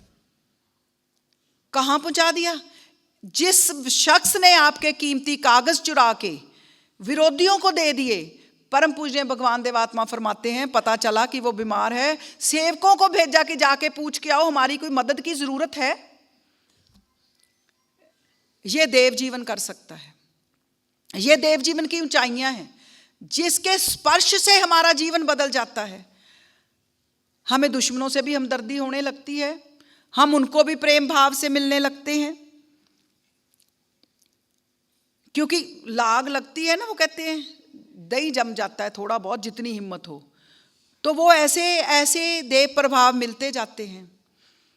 एक लड़का, अनपढ़ लड़का परम पूजनीय भगवान देवात्मा के दरबार में आता है, 20 साल की उम्र में पढ़ना शुरू करता है, पढ़ के इतना ज्ञानी हो जाता है, गांव का जाटों का लड़का जो खेती करता आया, वो वहाँ पे पहुँचता है कि गुरु महाराज जी की फ़िलॉसफी का मास्टर कहलाया जाता है। जिन्होंने फ़िलॉसफी में एमए की थी वो नहीं समझा पाते। वो जो एक अनपढ़ बच्चा जो 20 साल की उम्र में आके प्राइमरी शिक्षा हासिल करता है, और वो कहाँ पहुँच जाता है, परम पूजनीय भगवान देवात्मा की कौंसिल का मेंबर बन जाता है। और वो क्या कहलाता है बाद में? श्रद्धा के योग श्रीमान बुद्ध सिंह जी, जिनको लोग बुद्धू कहते थे। ये जीवन की लाग लग जाती है, ये जीवन का स्पर्श मिल जाता है, और वो बच्चा कहाँ पहुँच जाता है। ये एक घटना नहीं है। बड़े हमारे महान कर्मचारी एक हुए हैं, वो कहते कि मैंने तांगा किया। आम जीवन में ऐसी घटनाएं आम होती हैं, मनुष्यों के जीवन में आम होती हैं, स्त्रियों के जीवन में तो अनगिनत होती हैं। क्योंकि वो कहते मैंने घोड़ा गाड़ी करनी थी, टांगा करना था, तो मैंने कहा कितने पैसे लोगे स्टेशन तक जाने के? उसने कहा 7 आने, 8 आने। कहते मैंने कहा 7 आने दूंगा। उसने कहा नहीं मैं तो नहीं, इससे कम लूँगा। कहते मैंने दूसरा टांगे वाला किया और उससे कहा कि जो पिछला टांगे वाला था वो तो मेरे से पता नहीं 6 आने ले रहा था, तो तुम मेरे से 8 आने क्यों मांग रहे हो? तो वो कहता चलो फिर मुझे भी 6 आने दे दो। और वो क्या पर टांगे पे चढ़े, चलते गए, और चलते चलते रास्ते में अभी बैठे ही थे, दिमाग में आया मेरे से क्या पाप हो गया, ये तो मैंने झूठ बोल के इसको बेवकूफ़ बना दिया। और उसको उतर के कहा कि मेरे से गुनाह हो गया, मैं 6 आने नहीं, मैं तुम्हें 10 आने दूंगा। उसने कहा ये क्या करने लगे? वो कहते मैंने परिशोध करना है कि मैंने इतना झूठ बोल दिया। मैं स्त्रियों का इसलिए कह रही थी कि कपड़े जब लेने जाती हैं तो यही कुछ ही करती हैं कि वहाँ इतना सस्ता मिल रहा था, भाई तू महंगा क्यों लगा रहा है? तो इससे भी हमारी आत्मा का नुकसान होता है। 2 रुपए 4 रुपए ज़्यादा देने से हम वो उससे बच जाते हैं आत्मा के नुकसान से।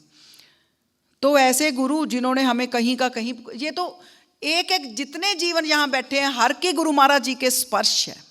मैं आज महसूस कर रही थी कि पीछे मेरे सर पे भी आपका स्पर्श है, आपके सर पे भी महसूस करो कि उनका स्पर्श है। आज वो आपको आशीर्वाद दे रहे हैं कि कुछ ना कुछ तो आप सोच रहे हैं कि आपने आगे बढ़ना है, अपने निज जीवन से निकलना है, कोई प्रतिज्ञा तो करनी है।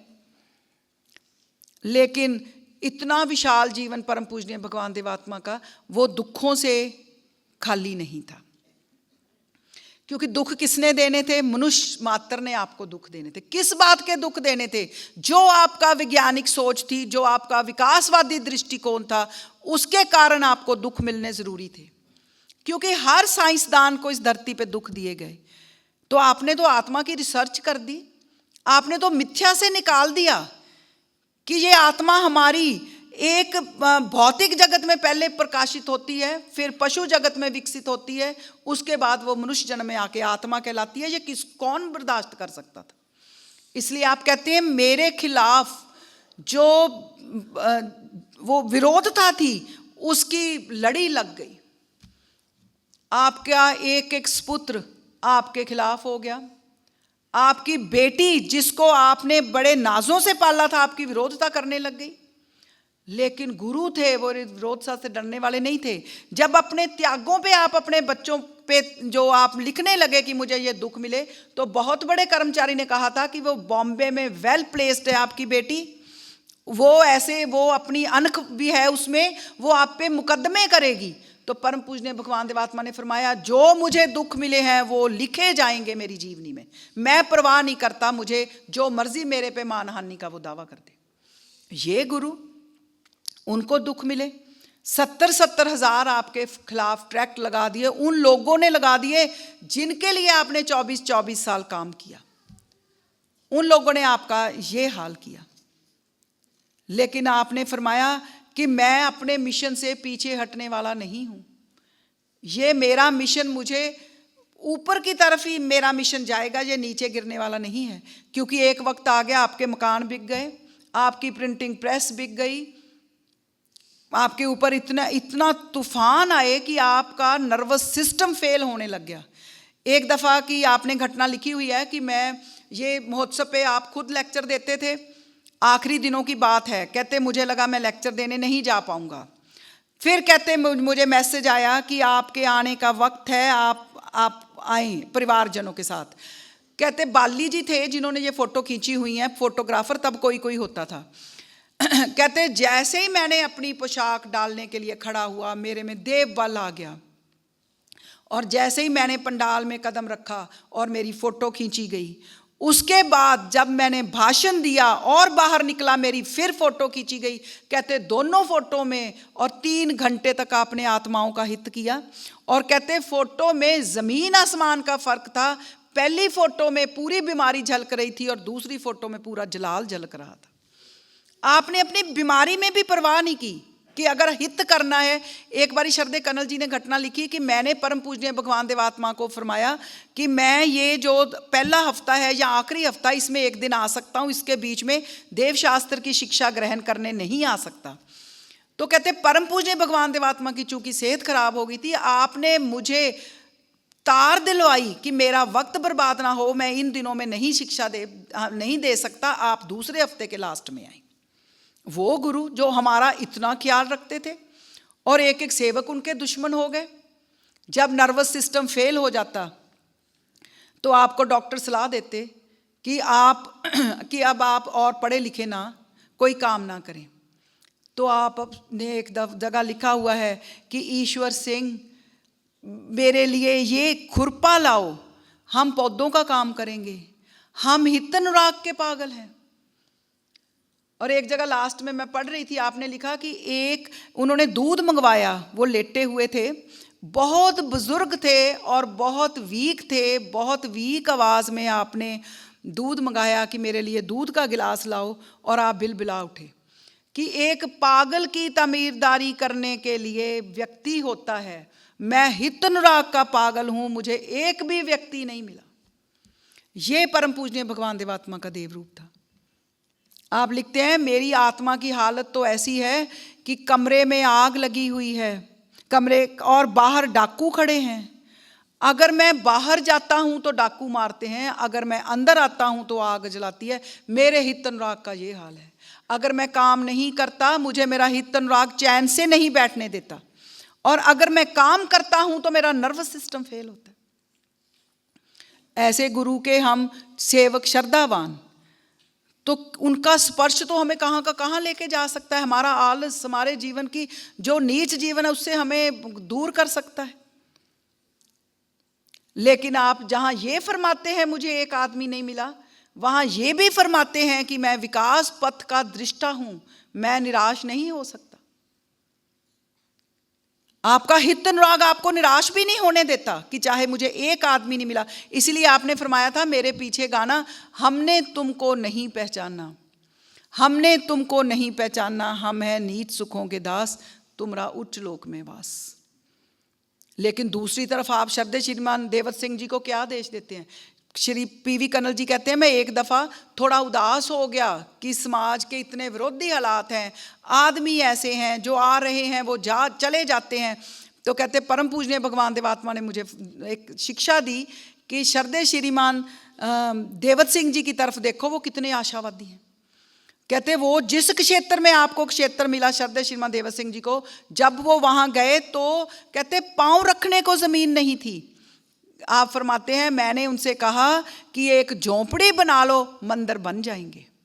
कहते वही हुआ, उस इलाके में पहले एक झोंपड़ी बनी और उसके बाद मंदिरों की लाइन लग गई। निराश भी नहीं गुरु महाराज जी होते, ना हमें होने देते।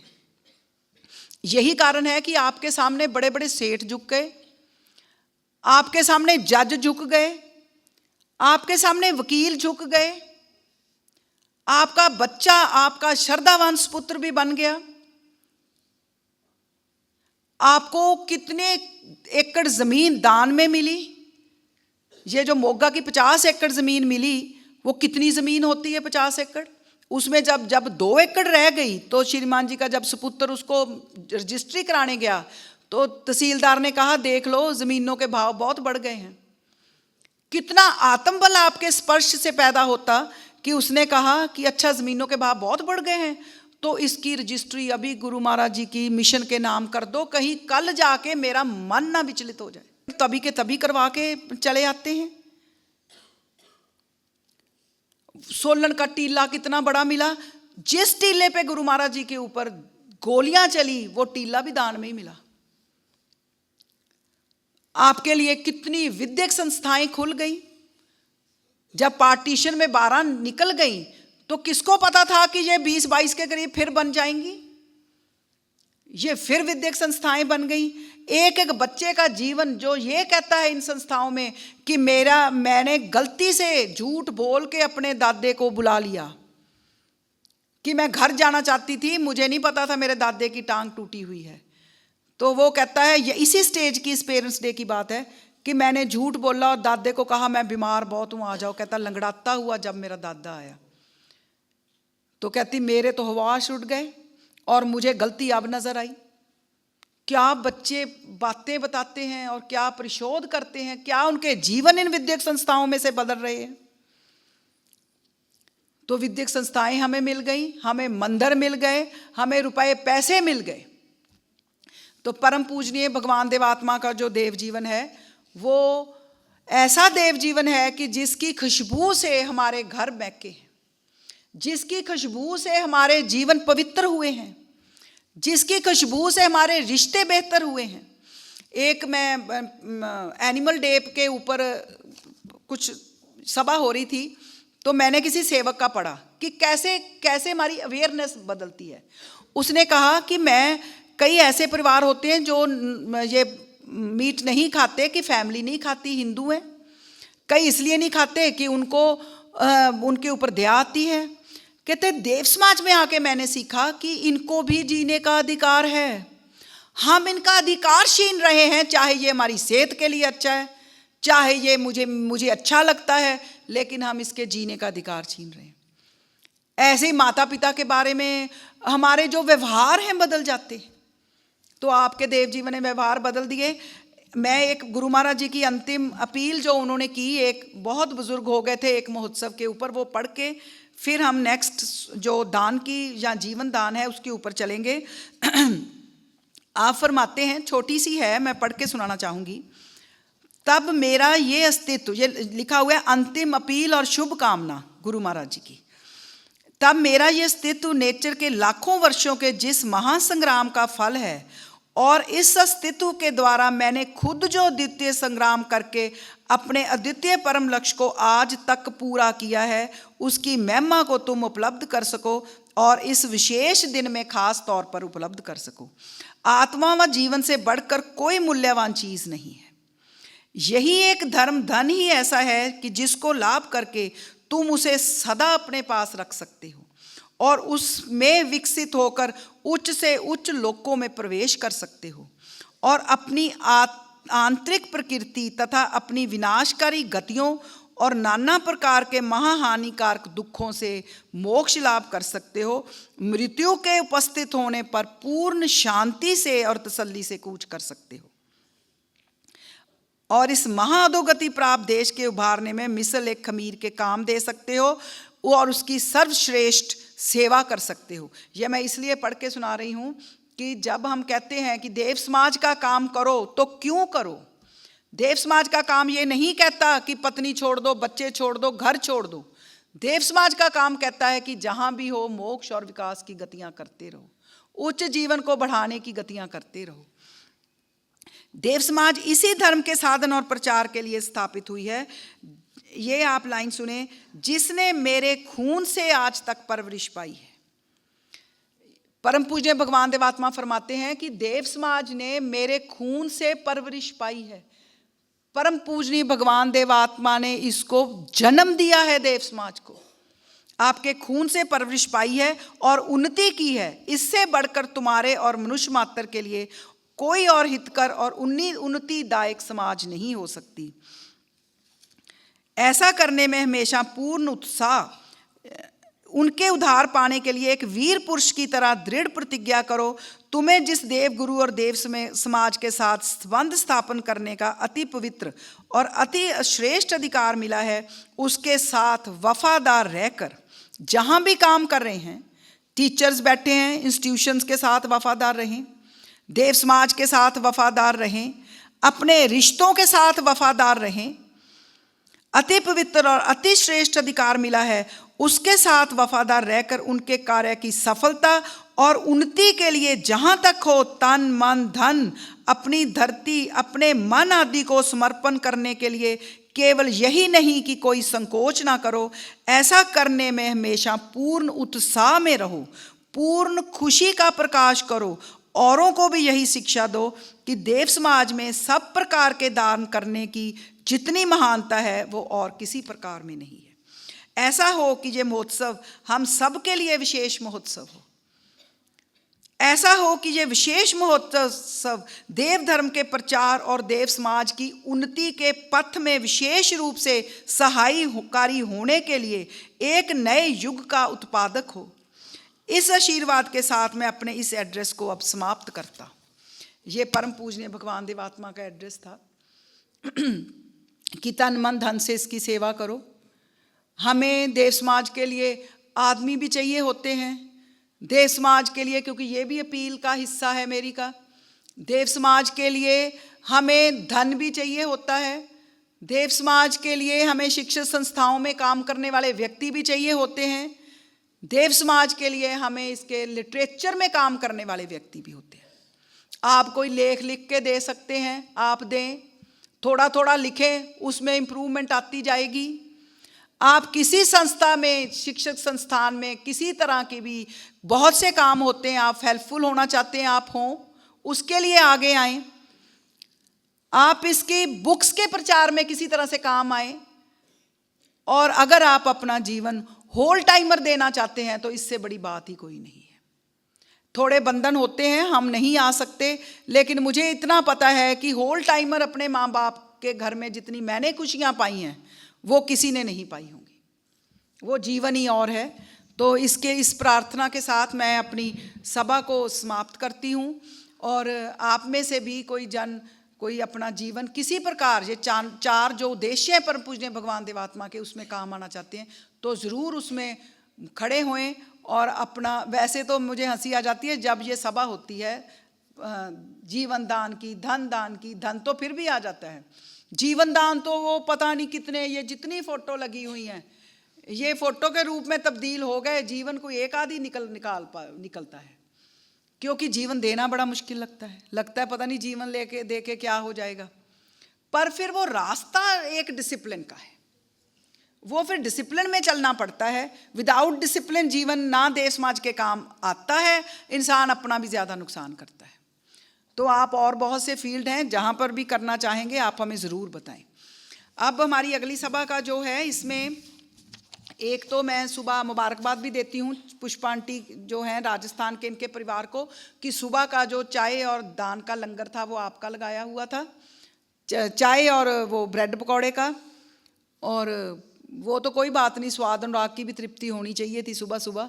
वो किसी ने मुझे बताया कि आज जितनी पेटियां लगी ब्रेड पकौड़े की कभी लगी नहीं। मैंने कहा क्योंकि फ्री का था, पैसे तो देने नहीं थे। तो आपने बहुत पेटियां खिला दी ब्रेड पकौड़े, चाय भी अनगिनत पिला दी। तो आप सेहत का भी ध्यान रखें इतने खा के, और इनके लिए भी शुभ कामना करें कि इनकी जो दान की ये एक उनके आया, इन्होंने अपने पिता की बहुत सेवा की है, इतनी सेवा की है कि अपने हाथों से उनकी ज़रूरत पूरी की है। बहुत सेवा इनके बेटे बेटियों ने, रिश्तेदारों ने की है। तो ये बहुत अच्छी गुण के मालिक हैं जिन्होंने आज आपको लंगर खिलाया। और दूसरा आज जो एक विशेष है माननीय श्रीमान जी की, बड़े श्रीमान जी की, जो एक मुझे बहुत खुशी होती अगर वो आते, पर वो नहीं आना चाहते। उन्होंने जीवन पथ में और दूसरे अखबारों में जो लेख लिखे थे उनका पहला भाग हमने प्रकाशित किया है, जिसमें 26 लेख हैं। एक एक लेख एक एक जीवन बदलने की योग्यता रखता है, तो उससे आपको बहुत लाभ होगा। उनकी कमी मुझे बहुत महसूस हो रही है, लेकिन उनकी किताब को यहाँ पे आप लोगों को देके मुझे बहुत खुशी हो रही है कि अगर वो यहाँ बैठ के आपको अपने जीवन से कुछ समझा नहीं पाए तो आपको एक बुक के रूप में दान देके उन्होंने बहुत बड़ा काम किया है। तो मैं माननीय काउंसिल मेंबर से अनुरोध करूँगी कि वो स्टेज पे आएँ, ताकि वो, हिंदी में मुझे नहीं बोलना आता, बुक को क्या करना होता है, विमोचन करना होता है, तो वो विमोचन करेंगे। रितु मैडम हमारे हैं जिन्होंने बहुत ज़्यादा मेहनत इस बुक को यहाँ तक लाने में की है। ये 45 के कॉलेज के हिंदी के प्रोफेसर हैं और बहुत मेहनतों के साथ ये किताब हमारे तक पहुँची है। Yes, look here.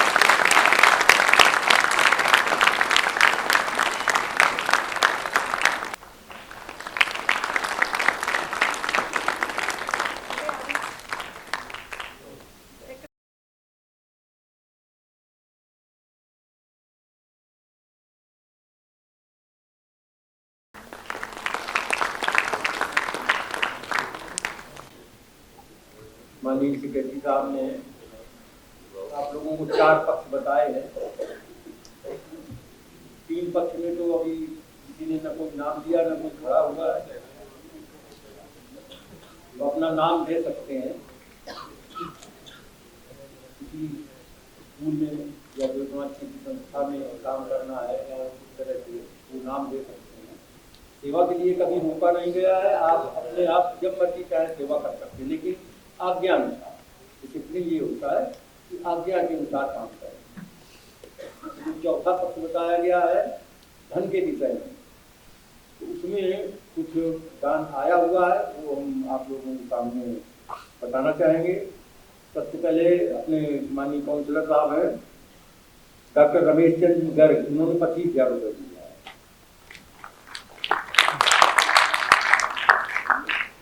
मोगा से राजेश कुमार जी सिंगला, उन्होंने 11,000 रुपये दिए हैं। विजय कुमार जी गर्ग मोगा से, उन्होंने 11,000 रुपये दिए हैं। और ये सीमा शर्मा, उन्होंने 500 रुपये दिए।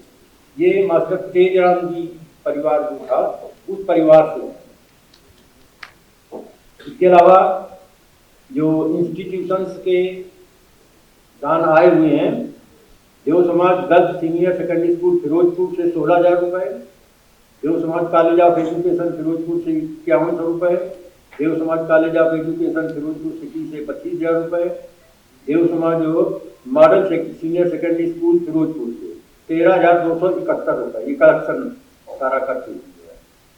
देव समाज हाई स्कूल गुप्तागंज पलवल 20,000 रुपये, Dev Samaj college for women sector 43 Chandigarh से ये है 1,11,940 रुपये। Dev Samaj college for women Ferozepur city 1,32,826 रुपये। देव समाज मॉडल स्कूल नेहरू नगर दिल्ली, इनका है 1,11,000 रुपये। Dev Samaj model senior secondary school Sukhdev Vihar Okhla, इनका भी 1,11,000 रुपये। Dev Samaj college of education sector 36 B Chandigarh 70,020 रुपये। Dev Samaj AV girls school Firoz Shah, इनका 5,000 रुपये। और श्रीमान Ishwar Singh ji senior secondary school Chandigarh 21C में 1,01,491 रुपये। इसके बाद कुछ नाम भी है, उसमें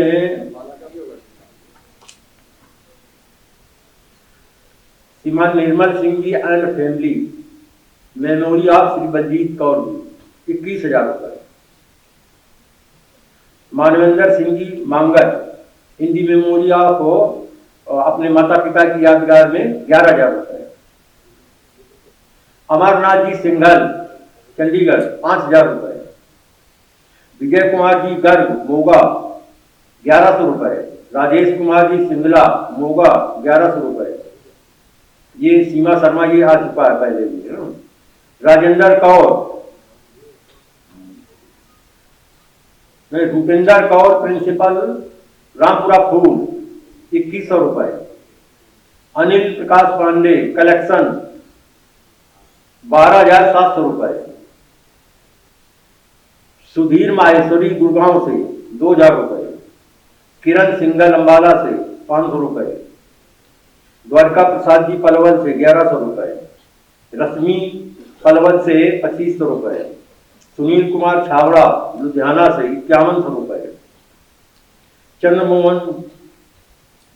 चंद्रभान जी छावड़ा राजस्थान से 5,000 रुपये। भारत भूषण जी सैनी नारायणगढ़ से 2,000 रुपये। सुबोध कुमार सैनी चंडीगढ़ से 600 रुपये।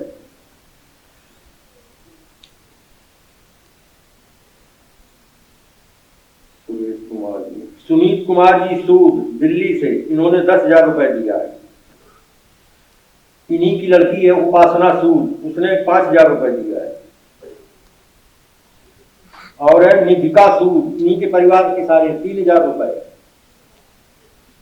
रोहित सैनी चंडीगढ़ से 500 रुपए। संतोष कुमार नारंग यमुनानगर से 2,000 रुपए। शोभाराम जी मिस्त्री सीतापुर सहारनपुर से 9,800 रुपए। Shobharam ji Dhiman collection from the Badri Prasad, doctor Badri Prasad Saharanpur से, ये भी 1,200 रुपए की।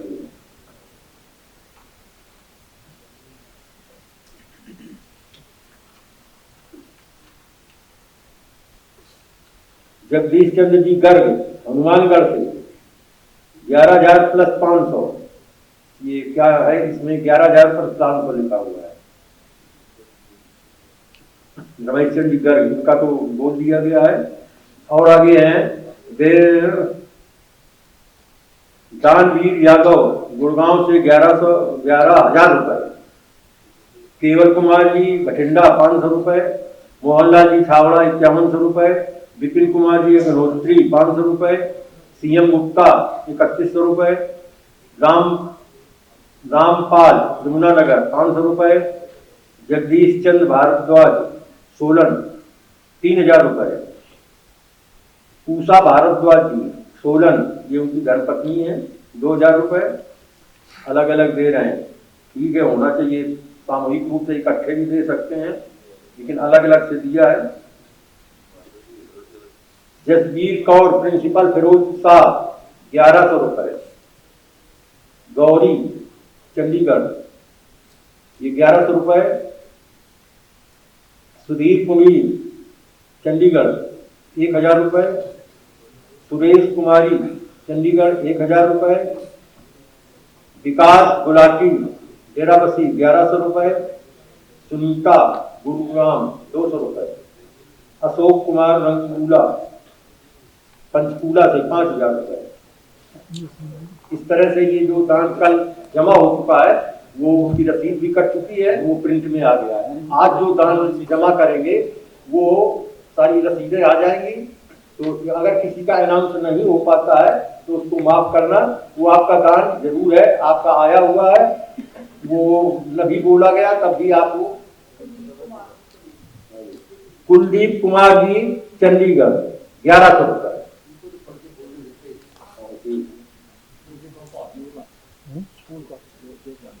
सुभाष चंद्र जी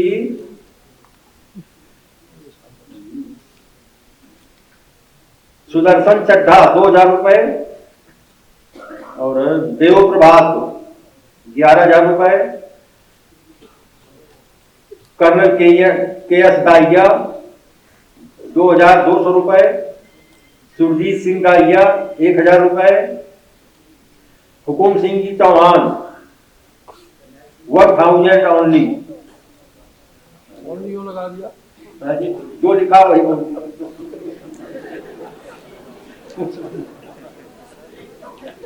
देव समाज मिडिल स्कूल रायपुर रानी 5,100 रुपए।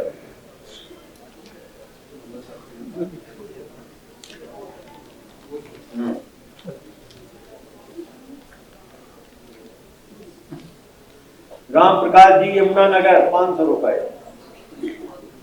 पेटपाल सिंह जी कुंडीर 500 रुपए। रुपए लिखे नहीं कहीं, लेकिन हो जाए। हाँ, श्रीमती मीना जी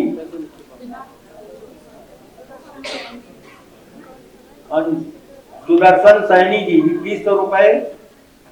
रामलाल जी गुलाटी 500 रुपए। सरला देवी पलवर 1,000 रुपए, ये टीचर है। आप सब बैठे रहे, यह ध्वनि होने वाली है, कृपया 5-10 मिनट ही और लगेंगे। हाँ, श्री एस चौहान 1,100 रुपए। श्रीमती बीना रानी जी गावा दिल्ली, कोई रुपया नहीं। क्या लिखा है इसमें? लिखा है बीना रानी जी गावा लिखा है। तो ठीक था, देखते हैं। कह रहे हैं उसमें लिखा वीना नहीं गाबा।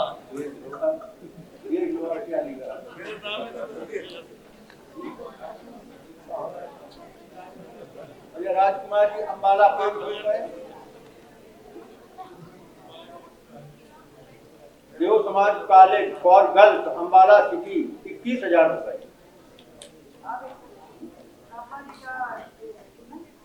डॉक्टर राजेंद्र जी शर्मा फिरोजपुर 5,000 रुपए।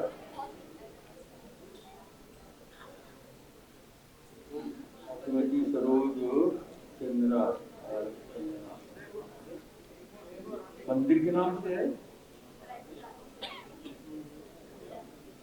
अच्छा, हाँ जी, रायपुरानी से ये आए हुए हैं, 11,000 रुपए दान दे रहे हैं।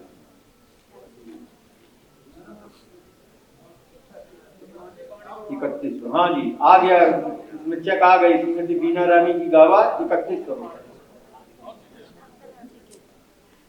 हाँ जी, श्री हरिलाल जी भंडारी दिल्ली, कोई रुपया नहीं, लिखो तो रुपए। 5,000 ओनली। तेज बहादुर जी सादीपुर 500 रुपए। परमजीत सिंह जी सादीपुर 1,500 रुपए। देववंदना जी सेक्टर 81 मोहाली 1100 रुपए।